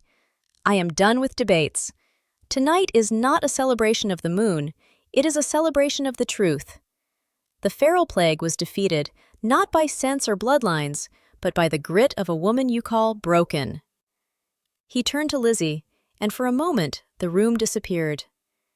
"Will you dance with me, Elizabeth? Or is that against your professional code?" "I don't dance, Torsten. It's inefficient," Lizzy said, though she felt that annoying, treacherous thrum hammering in her chest again. "Then we shall simply move rhythmically while I tell you how much I hate these people," he whispered. Lizzy smirked. "Well, when you put it that way." She took his hand. As they moved to the center of the floor, the music began, a slow, ancient Highland melody. To the court, it was a scandal. To Sybil, it was a declaration of war. But to Lizzy, As she felt Torsten's hand on her back and the heat of his body against her silver armor, it was the first time she realized that the void in her world was being filled by the presence of wood smoke and iron. Chapter 24. Sabotage in the Shadows. The dance ended with a tension so thick it felt like a physical weight. As Torsten was pulled away by the High Council for a mandatory ritual, Lizzy retreated to the terrace to catch her breath. The silver of her armor was cool against her skin, but her heart was still racing. "You think you've won, don't you?" Sybil was standing by the stone balustrade, her face twisted in a mask of cold fury. She was no longer hiding her scent, she was projecting it, a cloying, suffocating aroma of rotted roses. "You think because he dances with you, you are his equal? You are a tool, blacksmith, a hammer he will use until the plague is gone, and then he will discard you for a real woman." Lizzy leaned against the railing, looking out over the moonlit gardens. "You're very repetitive, Sybil. Does it ever get exhausting being this bitter? You should try a hobby. I hear embroidery is good for the nerves." "I am the future of this kingdom," Sybil hissed, stepping closer. "My lineage is pure. My scent is the strongest in the West. And you are nothing. A broken toy from a disgraced house." Sybil reached into her silks and pulled out a small glass vial. Before Lizzy could react, Sybil smashed it on the stone at Lizzy's feet. A thick, oily vapor erupted, the exact essence of the feral plague, concentrated and weaponized. "If you're so immune to scent, let's see how you handle this," Sybil sneered. Lizzy didn't feel the madness, but she felt the physical effect of the vapor. It was a chemical irritant designed to trigger an instinctive, violent shift in any wolf. Since Lizzy had no wolf to shift, her body simply reacted with a sudden, violent nausea. Her vision blurred, and her lungs felt like they were on fire. "Oh, you foul bitch!" Lizzy gasped, clutching her throat. Sybil laughed, a sharp, ugly sound. "By the time the king finds you, you'll be retching in the dirt like the animal you are. And I will tell him you succumbed to the madness because you were too weak to resist it." Sybil turned to walk away, but Lizzy, even as she fell to one knee, reached out and grabbed Sybil's ankle. "I told you," Lizzy wheezed, her hand tightening like a vice. "I'm efficient." With a sharp tug, Lizzy pulled Sybil's feet out from under her. The Duke's daughter hit the marble with a satisfying thud, her gossamer dress tearing as she slid toward the edge of the terrace. Lizzy crawled toward her, her head swimming. She pulled a small pouch of silver dust from her belt, the secret armament she'd been working on. She blew it directly into the cloud of vapor.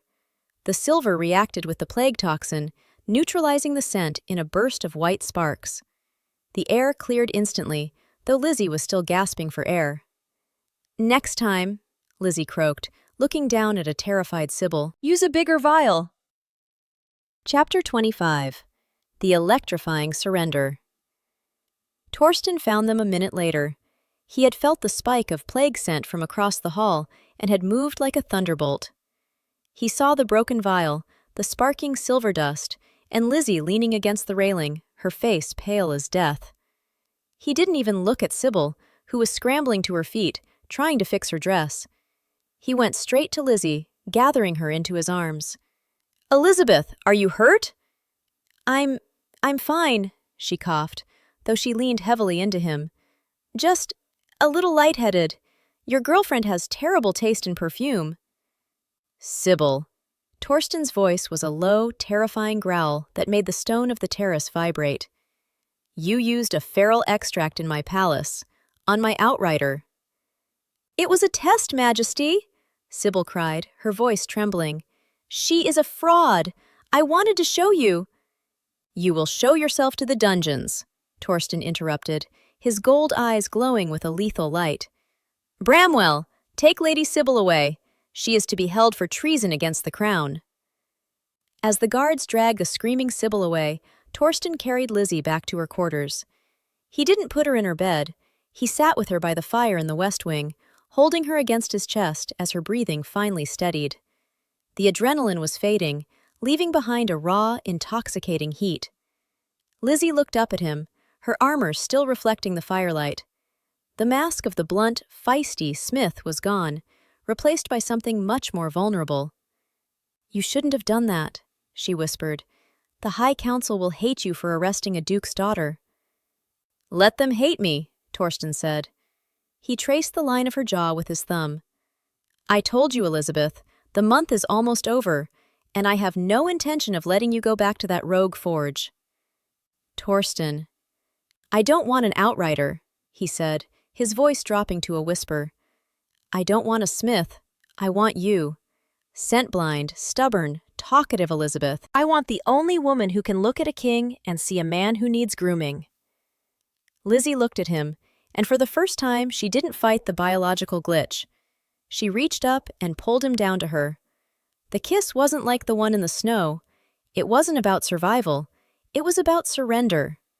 It was intoxicating, a slow burn that tasted of iron, wood smoke, and a promise that no amount of palace politics could break. As Lizzy felt his hands on her waist and the vibration of his growl in her chest, she realized she wasn't a void. She was exactly where she was meant to be. "I'm still charging you for the silver dust," she whispered against his lips. "I'll pay whatever price you ask," he replied. Chapter 26. The Council's Ultimatum. The morning after the gala did not bring peace. It brought a cold, calculated fury. The Golden Hall, once filled with music, was now occupied by the High Council and a dozen alpha lords from the Western Marches. They stood in a phalanx of silk and steel, their collective presence creating a mountain of pressure that made the palace guards outside the door sweat through their tunics. Lizzy stood beside Torsten's throne, her silver armor polished and gleaming. She wasn't sitting, she was leaning against the stone dais, cleaning her fingernails with a small silver file. The lack of respect was a deliberate slap in the face to the lords below. "You cannot hold the daughter of a duke without a trial by her peers, Majesty," Lord Harkin boomed, his voice vibrating with alpha authority. "Sybil is of noble blood. To throw her in the dungeons like a common thief over the word of a scentless outrider is an insult to every great pack in this kingdom." Torsten didn't move. He looked like he had been carved from the basalt of the northern mountains. "The scentless outrider is the reason your lands aren't currently being grazed by mindless beasts, Harkin. Sybil used a weaponized plague extract inside these walls. That is not a social faux pas. It is an act of war against the crown." "We do not care for your justifications," another lord shouted. "Release her and exile the Holloway girl, or the Western Marches will withdraw their grain and their swords. You are king by our consent, Torsten. Do not forget that." Lizzy stopped filing her nails. She looked up, her gaze sharp enough to draw blood. "Consent? That's a funny word for a group of people who were hiding in their cellars while Torsten was fighting in the snow. You want to talk about grain? My family's forges provided the plows for those fields long before you were wearing those fancy rings." She stepped down from the dais, her silver greaves clicking on the marble. "You're not worried about Sybil. You're worried that if a broken smith can rise this high, then your precious little hierarchy is a lie. You're afraid that scent doesn't mean power. It just means you're loud." Harkin growled, a deep, visceral sound that usually made people collapse. Lizzy just blinked at him. "Is that a growl, or do you have indigestion? Honestly, Harkin, if you're going to threaten a king, at least do it with some dignity." Torsten stood up, his hand dropping to the hilt of his broadsword. The alpha hum he released was so potent, it physically pushed the lords back a step. "The ultimatum is rejected. Sybil stays in the darkness. Elizabeth stays by my side. If you wish to withdraw your grain, do it.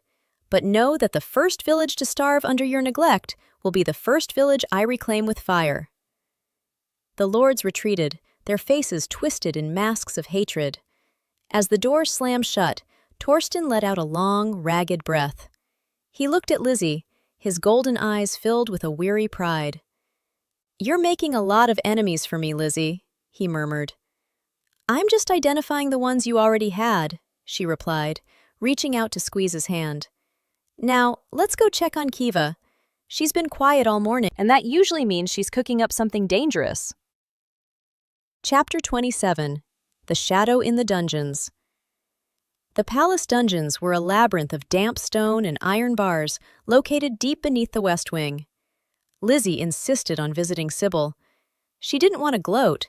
She wanted to know where a duke's daughter had obtained a concentrated feral extract. Such a substance didn't just grow on trees. It required a scholar's hand and a corrupted mind. "Stay back, Lizzy," Bramwell warned, as he led her down the torchlit corridor. "The air is thin down here. Sybil is... she's not herself. The guards say she's been whispering to the walls." "I've dealt with whisperers before," Lizzy said, her hand resting on her silver hammer. They reached the final cell. Sybil was sitting on the floor, her sky-blue dress now tattered and stained with dungeon grime. She didn't look up when the iron gate groaned.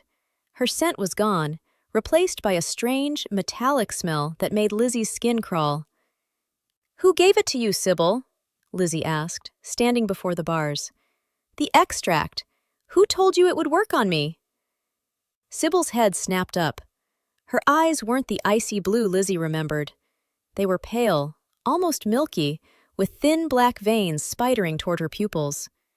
She smiled, and it was a wet, unnatural thing. "The blacksmith," Sybil croaked. "The one who can't hear the song. You think you buried it in the north, don't you? You think a mountain of ice can stop the voice?" Lizzy felt a cold chill settle in her stomach. "Walter is dead. I watched the keep collapse on him."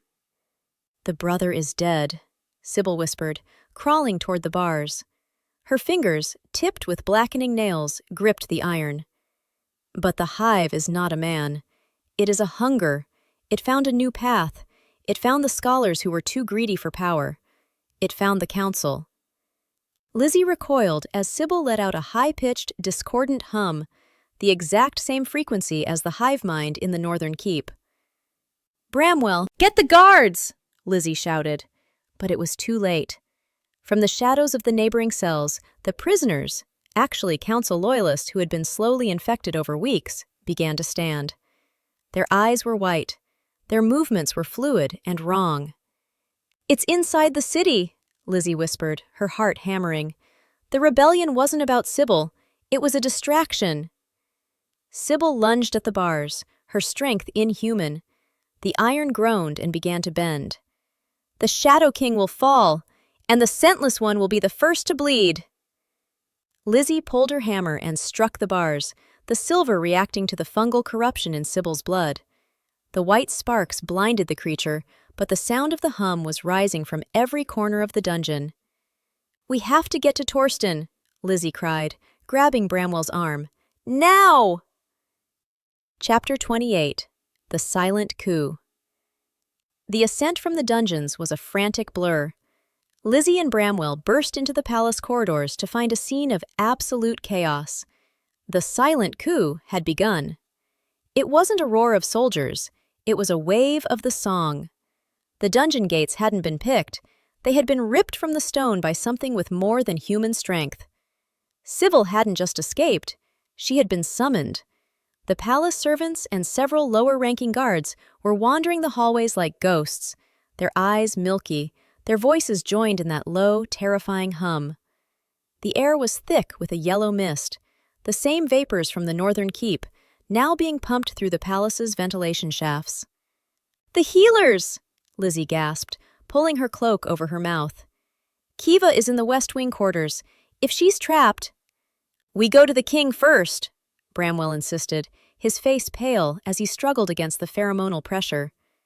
"If Torsten falls, the kingdom is lost."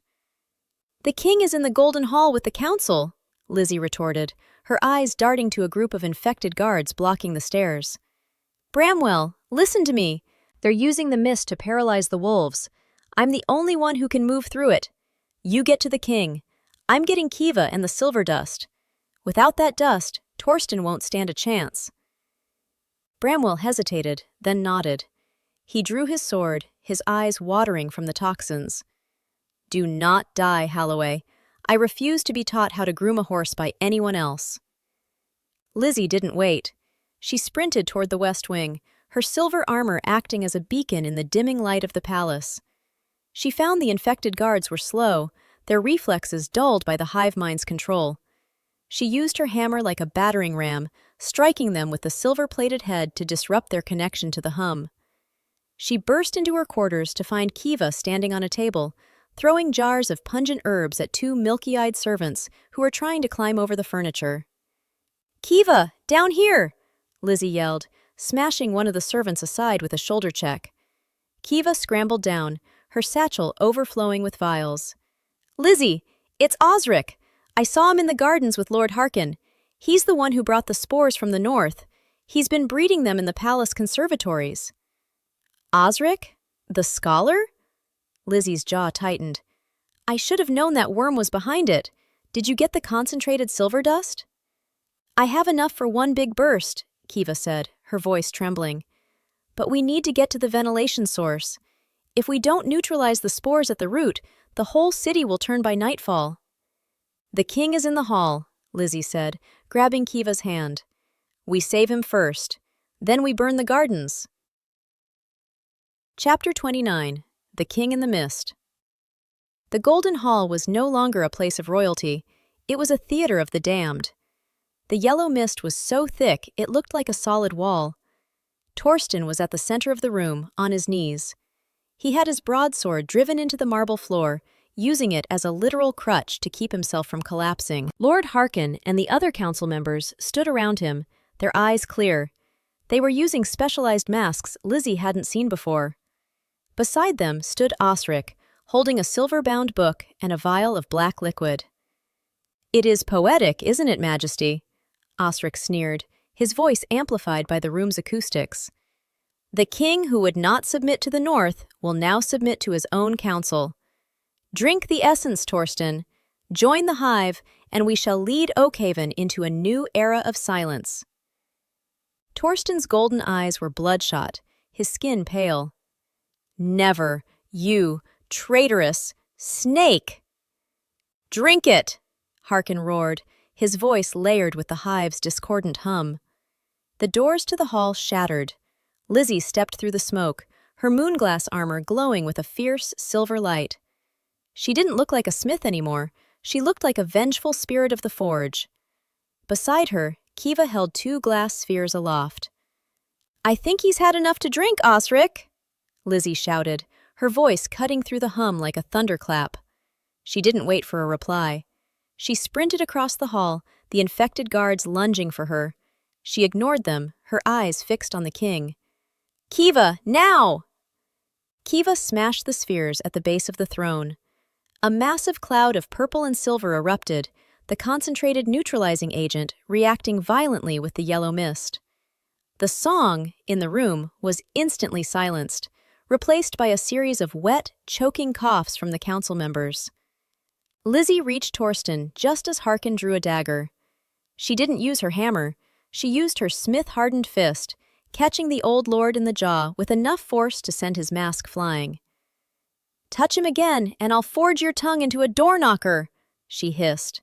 She dropped to her knees beside Torsten, grabbing his face. "Torsten, look at me! The sound of the hammer, remember? Clink, clink, clink!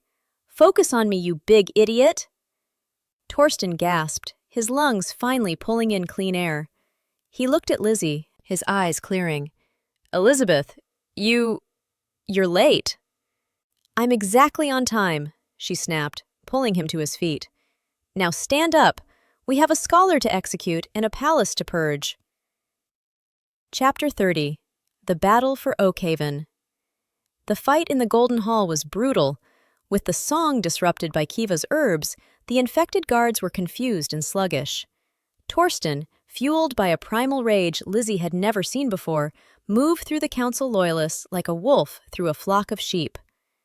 Bramwell burst into the hall with a dozen uninfected guards, those who had been stationed on the outer walls where the mist hadn't reached.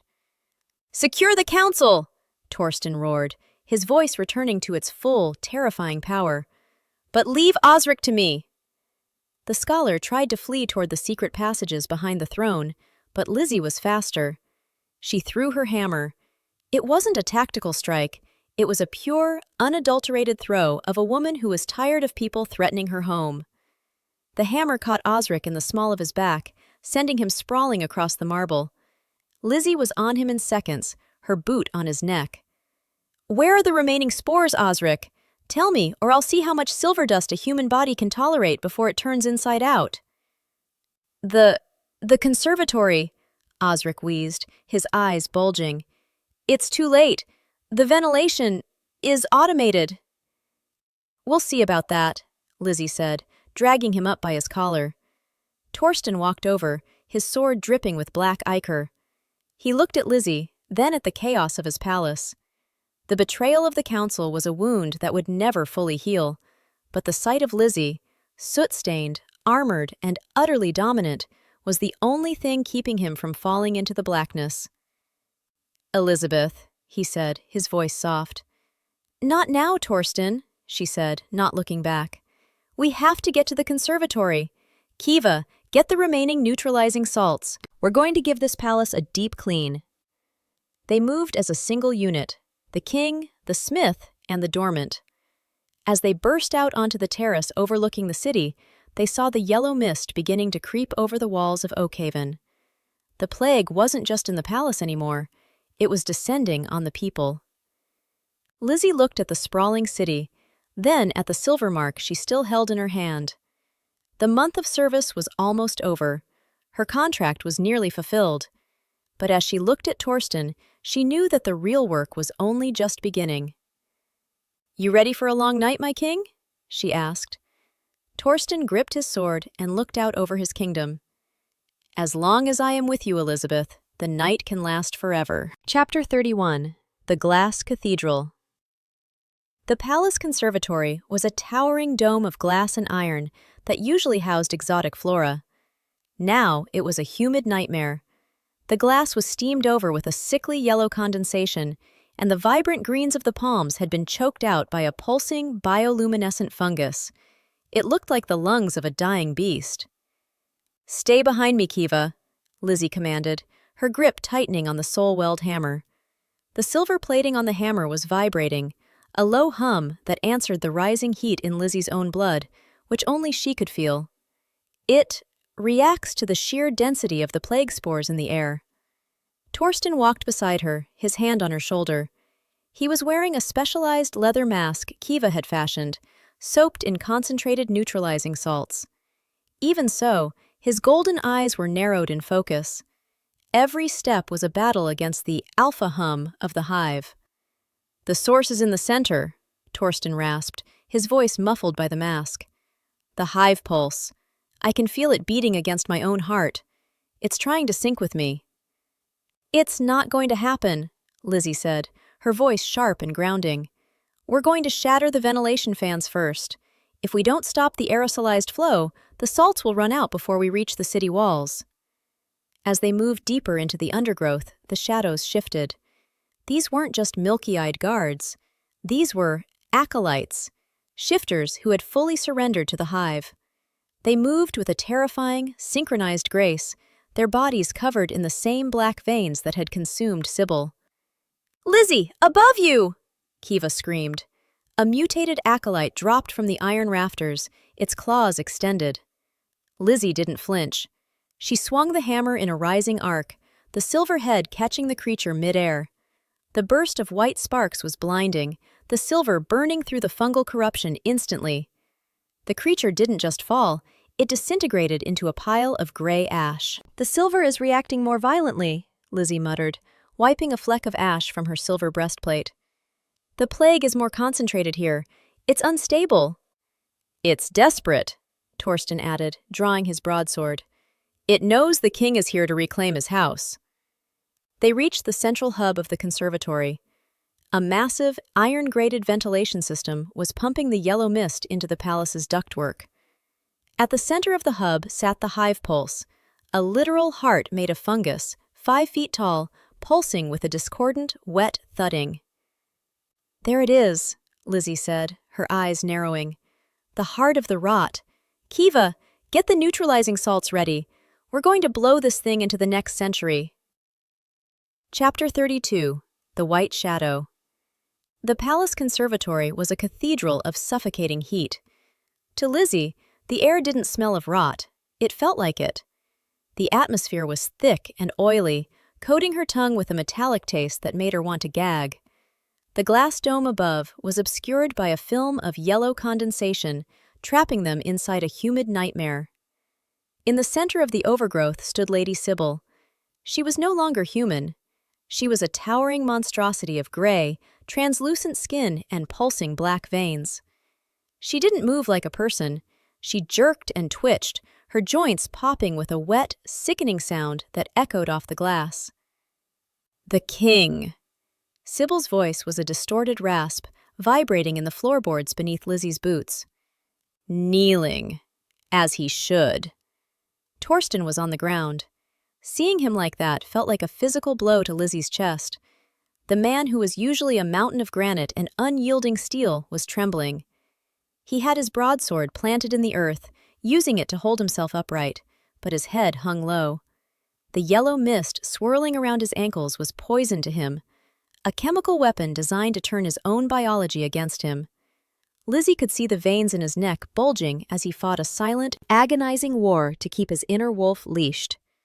If he shifted now, amidst this toxicity, he would be lost to the madness forever. "Get up, Torsten," Lizzy whispered, her voice cracking. "Please, just get up." He lifted his head. His golden eyes were bloodshot, swimming with pain. He looked at her, and for the first time, Lizzy saw fear. Not for himself, but for her. "Run," he mouthed. The word was soundless, lost in the overwhelming, rhythmic thrum-thrum-thrum of the feral pulse beating in the center of the room. Sybil lunged. She moved with terrifying speed for something so large. Torsten tried to raise his sword, but his arm was heavy, his reflexes dulled by the poison. Sybil's clawed hand backhanded him, sending the King of Oakhaven skidding across the mossy stones. He hit a pillar with a bone-jarring crunch and didn't rise. "No!" The scream tore from Lizzy's throat, raw and burning. She sprinted forward, grabbing her hammer from the ground, but before she could swing, the air pressure in the room spiked. It hit her like a wall, a wave of psychic noise that rattled her teeth. Sybil turned her milky, soulless gaze upon the smith. "The void," Sybil hissed, looming over her. "Empty, broken, useless." She raised a massive clawed fist to crush Lizzy into the earth. Lizzy squeezed her eyes shut, bracing for the impact. She felt the heat of the monster's proximity, a feverish radiation that prickled her skin. Empty. Was she? For 10 years, the world had told her that lacking a scent meant she lacked a soul, that she was a hollow vessel. But as the darkness threatened to crush her, Lizzy felt a spark in the center of her chest. It wasn't the warm, orange glow of a forge. It was white. It was cold. It was the searing, blinding brilliance of a star born in the vacuum of space. The void wasn't empty. The void was where the light was kept. The heat inside her surged, agonizing and exquisite. It felt as if her bones were melting and reforming in the span of a heartbeat. She didn't reach for her hammer. She threw her head back and let out a sound that wasn't human, a howl that carried the frequency of breaking glass. Crack! A blinding explosion of pearlescent light erupted from her skin. It was so bright it washed out the colors of the room, turning the yellow mist into nothingness. The physical sensation of the shift was a rush of pure adrenaline and power. When the light dimmed, the woman was gone. Standing in her place was a creature of legend. She was a white shadow. Her fur was not simply white. It shimmered with a mercurial liquid glow, like moonlight trapped in silk. She was sleek, lethal, and radiating a cold, purifying energy that made the air around her crackle with static. Sybil shrieked, shielding her eyes. The light physically burned the fungal corruption on her skin, sizzling like water on a hot pan. But the white wolf didn't attack. She turned. She bounded toward Torsten. He was still slumped against the pillar, his eyes wide with shock. He watched the glowing beast approach, bracing for an attack, but the white wolf slowed. She circled him. As she completed the circle, the air inside changed. The heavy, oily pressure of the hive vanished. the yellow mist evaporated, pushed back by the barrier of her radiance. She created a sanctuary of pure, clean air. The white wolf lowered her massive head, pressing her cold, wet nose against Torsten's feverish cheek. The touch was grounding, electric. "I am here," her presence seemed to say, not in words, but in a wave of calm. "The air is clean. You are safe with me. Let him out." Torsten stared into her eyes, pools of molten silver.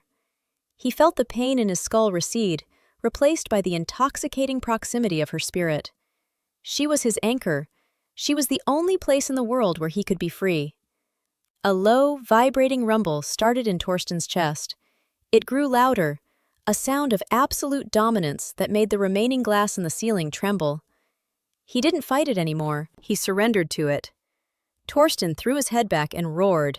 His body contorted, expanding, muscle and bone reshaping with violent grace. A whirlwind of darkness erupted from him, a sharp contrast to Lizzy's light.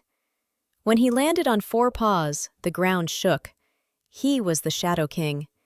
A massive, midnight black wolf, easily twice the size of a normal alpha.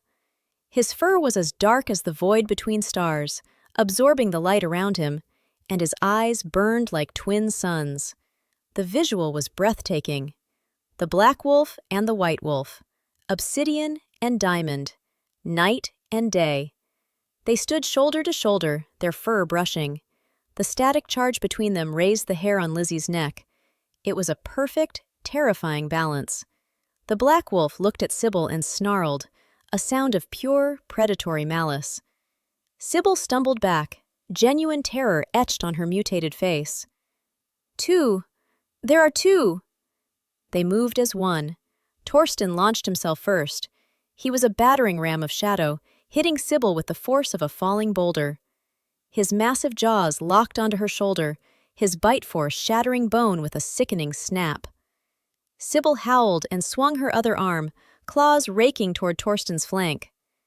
Lizzy was faster. She was a streak of starlight. She leaped over Torsten's back, her body twisting in the air.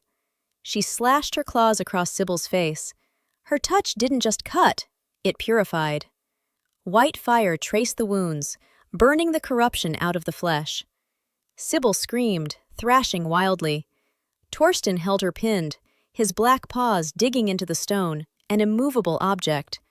He absorbed the blows meant for Lizzy, his thick coat and massive muscle absorbing the impact, while Lizzy danced around the periphery, striking with surgical precision. He was the shield, she was the sword. With a final, coordinated movement, Torsten released Sybil's shoulder and lunged for her legs, dragging the behemoth to the ground. As Sybil fell, exposing her throat, Lizzy descended. She bit down. A flash of blinding white light pulsed from her jaws, surging through Sybil's corrupted veins. The monster disintegrated, dissolving into a pile of harmless gray ash. Silence fell over the conservatory. The black wolf stood panting, his chest heaving like a bellows. He turned his massive head toward Lizzy. The rage in his golden eyes faded, replaced by a profound, adoring softness. He took a step toward her. He lowered his head and gently, reverently, licked the side of her face, cleaning a speck of ash from her glowing white fur. Lizzy leaned into him, resting her head against his powerful neck. She could feel the thunderous beat of his heart against her ribs. She couldn't smell him, but she could feel the heat radiating from his massive body, a warmth that chased away the cold of the void forever. In this form, without words, without titles, they were simply 2 halves of the same soul, finally whole. Chapter 33. The Heart of the Rot. The transition from the White Shadow back to Elizabeth Halloway was a physical shock, like plunging from a warm bath into a frozen lake. The mercurial light that had consumed her body flickered and died, leaving Lizzy gasping on the cold stone floor of the conservatory. Her skin felt raw and overly sensitive, tingling with the aftershocks of the immense energy she had just channeled. Elizabeth. Torsten's voice was ragged, stripped of its usual royal command. He rushed to her side, his heavy boots skidding on the mossy stones. He discarded his leather mask, letting it clatter to the ground. The air in the conservatory was no longer heavy and oily. It was crisp, tasting of ozone and shattered ice. The yellow mist had been neutralized by the mere presence of the white shadow, leaving the space aggressively clear. Torsten caught her before she could collapse completely. His hands were large and warm, his grip firm against her trembling arms. She couldn't smell him. She never could. But she could feel the frantic, thunderous rhythm of his heart beating against her chest as he pulled her close. It was a drumbeat of survival. I told you I was built differently," Lizzy wheezed, a weak, tired smirk playing on her lips. She tried to stand, but her knees felt like water. She leaned heavily into him, letting his strength become hers. Her gaze drifted past him to the center of the room. The hive pulse was still there. The fungal heart was no longer shrouded in mist, but it was beating frantically, a wet, erratic thud, thud, thud that Lizzy could feel vibrating through the soles of her boots. It was the vibration of a parasite realizing its host was fighting back. "Finish it, Torsten," she whispered, gripping the front of his tunic. "Smash that thing before it finds another frequency. End the song." Torsten didn't hesitate. He gently set her down against a pillar and stood up. He retrieved his broadsword, the black steel now glowing with a faint, residual pearlescent shimmer from its contact with Lizzy's wolf form. He didn't look like a king in a court painting, he looked like a god of war carved from obsidian. He walked toward the pulsing heart. He didn't just swing, he roared, pouring every ounce of his apex power and months of suppressed rage into the strike. Crack! The sound was deafening, like a lightning strike in a canyon. The sword sliced through the fungal heart, severing it from the iron ventilation grate. A geyser of black ichor erupted, splattering the floor, followed immediately by a shockwave of psychic energy. It wasn't a sound, but a pressure, a final, agonizing shriek that knocked the remaining glass panes from the conservatory's iron ribs. Shards of glass rained down like diamonds, tinkling musically against the stone. Then, silence. Absolute, heavy silence. The vibration in the floor stopped. The oppressive heat vanished.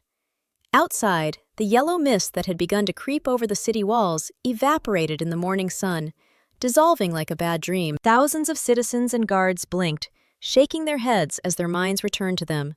The song of the hive replaced by the chirping of birds and the wind in the trees. "It's over," Kiva whispered. She was sitting on the floor amongst the gray ash of what used to be Sybil, clutching her satchel. Her face was pale, but her eyes were bright with tears. "The hive is gone." Torsten dropped his sword. He didn't care about the weapon. He turned back to Lizzy, falling to his knees before her. He gathered her into his arms, burying his face in the crook of her neck. Lizzy closed her eyes, overwhelmed by the sensory details of him, the scratch of his stubble against her skin, the intense heat radiating from his core, the way his chest heaved with relief. She couldn't smell the wood smoke and iron that others talked about, but she knew his texture. She knew his weight. She knew the way his hands trembled slightly as they held her, as if checking to make sure she was real. "The contract," she murmured, her voice fading as exhaustion finally claimed her. She traced the line of his jaw with a soot-stained finger. "Torsten, how many days are left?" Torsten pulled back just enough to look at her. His golden eyes were clear, shining with a devotion that made her breath hitch. He kissed her forehead, a soft, lingering pressure. "None," he whispered, his voice thick with emotion. "The debt is paid, Elizabeth Halloway. You are no longer my outrider." "Good," she said, her eyes fluttering closed, a profound peace settling over her. "Then you can pay me for the overtime." Torsten laughed, a choked, watery sound, and gathered her tighter against his chest. He looked out through the shattered dome at his kingdom. It was scarred, and the council was in ruins, but they were free. And as he held the woman who had become his light, he knew that he would never have to lead in silence again. Chapter 34. The Royal Reckoning. The week following the fall of the Hive was a whirlwind of fire, silver, and reconstruction. The palace, once a place of suffocating perfumes and hushed whispers, was now filled with the sounds of industry. Hammers rang against stone, glass was swept away, and the air scrubbers hummed with a clean, rhythmic efficiency. Torsten didn't wait for the High Council to regroup. He was a man possessed by a need for justice. With Lizzy and Bramwell at his side, he systematically purged the palace of every traitor who had whispered to the spores. Lord Harkin was found trying to flee the city gates in a carriage weighed down with gold bars. He didn't get far. The reckoning took place in the courtyard, beneath the midday sun. Torsten didn't execute him. He did something far worse. He stripped Harkin of his title using the ancient rite of exile. Lizzy watched from the balcony, her arms crossed over her chest. She saw Harkin kneeling, stripped of his fine silks, shivering in a simple, rough-spun tunic. Torsten stepped forward, placing his hand on Harkin's shoulder. He didn't speak a curse, he simply withdrew his protection. To the onlookers, nothing changed visually, but Lizzy saw Harkin slump, as if a vital string holding him upright had been cut. His wolf spirit, bound to the packlands, was severed. He was sentenced to live the rest of his days as a dormant, the very class of wolf he had despised and oppressed. "You're being vindictive," Lizzy noted later that afternoon. She was sitting on the edge of the king's massive oak desk in the solar, swinging her legs. She was no longer wearing her battered leathers. She was dressed in a tunic of charcoal silk that felt like water against her skin, though she still had her favorite silver hammer tucked into a custom belt loop. Old habits died hard. "I am being a king who protects his own," Torsten replied. He was standing by the window, looking up from a map of the western marches. The sunlight caught the sharp angles of his face, softening the war weariness that usually lived there. "Harkin sought to turn my people into puppets. Exile is a mercy. He will live, but he will never hear the pack song again." He stood up and walked over to her. The solar was warm, bathed in golden light that highlighted the dust motes dancing in the air. Torsten stepped between her knees, his presence encompassing her. It was no longer suffocating. It was comforting, like standing near a well-stoked hearth in the middle of winter. "The city is recovering, Elizabeth," he said softly, his hands resting on her thighs. "The healers say the moonglass silver you provided is working miracles on those who were infected. You have saved my people twice over." "I did it for the silver mark," she teased, though her expression softened.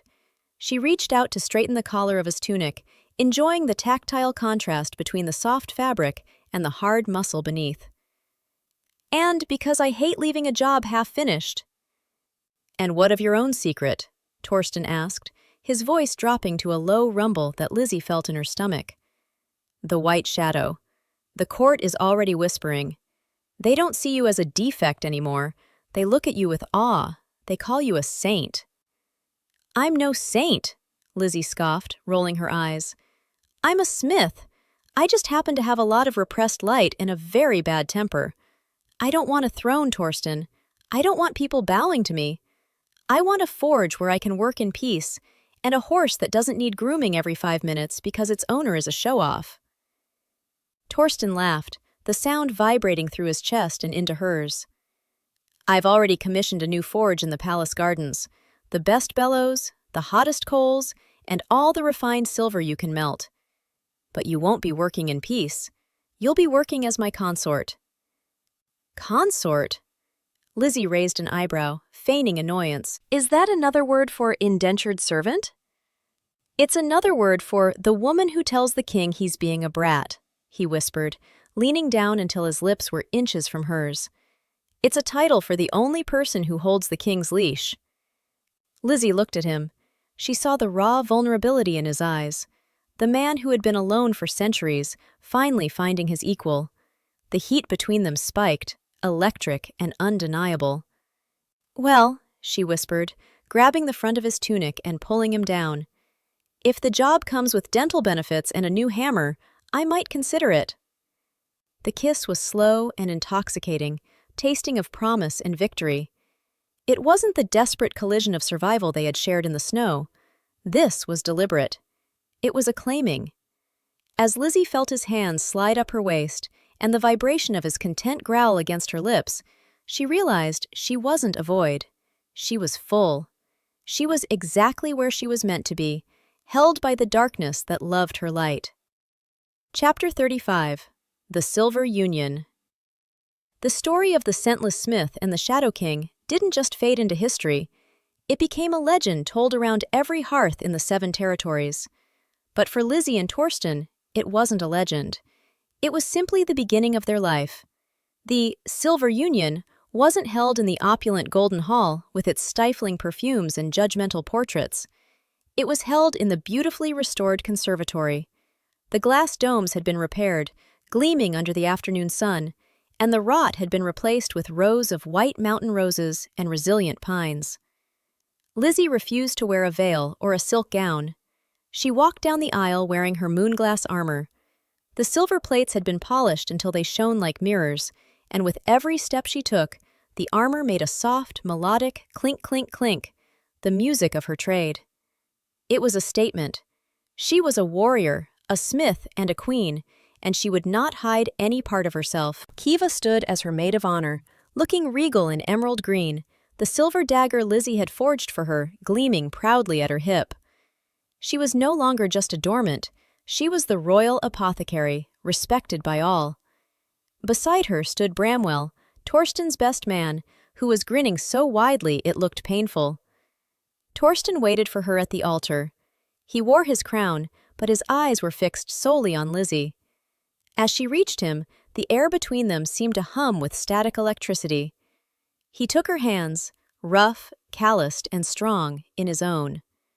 The high priest began the ceremony, but when it came time for the rings, Torsten shook his head. He reached into his pocket and pulled out something else.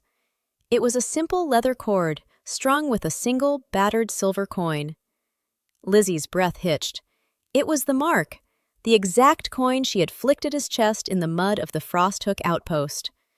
The coin that had started a war, ended a plague, and bought a king's heart. "I believe this belongs to you," Torsten said, his voice rough with emotion. He stepped closer, fastening the cord around her neck. The cool metal settled against her skin, right over her heart. "It was the first time anyone saw me as a man. It is the most valuable thing I own." Lizzy looked down at the coin, running her thumb over the dented edge. She looked up at the man who had become her world. She felt the warmth of the sun filtering through the glass, the vibration of the crowd's anticipation, and the steady, grounding presence of her mate. "Keep it, stable boy," she whispered, her voice trembling with a mixture of laughter and tears. "Consider it a down payment on the next 50 years. I expect excellent service." The crowd erupted in cheers, a roar of approval that Lizzy felt deep in her bones. It wasn't just a marriage, it was a soul bond that bridged the gap between the scent and the void. That night, the celebrations spilled out into the gardens. The moon rose full and white over Oakhaven, casting a silver glow over the city. Lizzy and Torsten slipped away to the balcony of the West Wing, seeking a moment of quiet. The air was clear and crisp. The song of the Hive was a distant memory, replaced by the laughter of their people. Lizzy leaned against the stone railing, looking out at the horizon. Torsten moved behind her, wrapping his arms around her waist and resting his chin on her shoulder. She leaned back into him, closing her eyes. She focused on the sensations, the rough texture of the stone under her hands, the cool night breeze on her face, the overwhelming, furnace-like heat of Torsten's body encompassing hers. "I love you, Elizabeth," Torsten whispered into the night. Lizzy smiled. She didn't need to smell the pine or the pheromones to know it was true. She could feel it in the way he held her, as if she were the anchor that kept him from drifting away. "I know," she said softly, placing her hand over his. "I can feel it." And as the king laughed, a low rumble against her back, the white shadow smiled. The silver of her spirit reflected the moon, shining bright in a kingdom that would never be dark again. Bonus Epilogue: The Price of a Crown. The royal forge was no longer a dark, soot-stained secret. It was a sprawling, airy pavilion of marble and iron, situated at the heart of the Oakhaven Gardens. The rhythmic clink, clink, clink of a hammer echoed through the roses, but today the sound was lighter, almost playful. Elizabeth, Queen of Oakhaven, the White Shadow, and still the most formidable silversmith in the 7 territories, wiped a smudge of charcoal from her forehead. She was hunched over a small anvil, finishing the delicate scrollwork on a silver rattle. "It's lopsided," a deep, amused voice rumbled from the doorway. Lizzy didn't look up. She didn't have to. The essence reached her before he did, that visceral, grounding blend of iron, wood smoke, and the crisp ozone of the Highland peaks. It was an essence she now cherished more than the light itself. "It's not lopsided, Torsten. It's ergonomic," Lizzy countered, finally set down her hammer. She turned to see her king leaning against the doorframe. He wasn't wearing his crown or his heavy royal furs. He was in a simple linen tunic, his hair windblown from a morning ride. "And shouldn't you be in the council chamber discussing tax rebates for the southern miners?" "I told them the king was busy with a high-priority structural inspection," Torsten said, walking toward her. He wrapped his massive arms around her waist, pulling her back against his chest. He buried his face in the crook of her neck, inhaling deeply. "You smell like charcoal and cinnamon today. It's distracting." "I'm a busy woman, stable boy. I don't have time to be your olfactory entertainment," she teased, though she leaned her head back against his shoulder, closing her eyes. The peace between them was a living thing, forged in the fires of the Hive and tempered by a year of reconstruction. The kingdom was thriving. The feral plague was a story told to frighten children, and the High Council had been replaced by a body of alphas, omegas, and dormants who actually cared about the land. Torsten reached out and picked up the silver rattle. His large fingers looked absurdly powerful against the delicate toy. "Is it finished?" "Almost," Lizzy whispered. She turned in his arms, her gaze softening as she looked at his face. "Kiva says the little one will be here by the spring thaw. She also says if I don't stop lifting heavy ingots, she's going to start putting sleeping drafts in my tea." Torsten's expression shifted, his golden eyes glowing with a fierce, protective tenderness. He placed his hand over Lizzy's stomach, his alpha hum dropping to a low, soothing purr that vibrated through her entire body. "Kiva is a wise woman. You should listen to her." "I listen to no one, and you know it!" Lizzy snapped, though she covered his hand with her own. Torsten smiled, that slow, private smirk that was reserved only for her.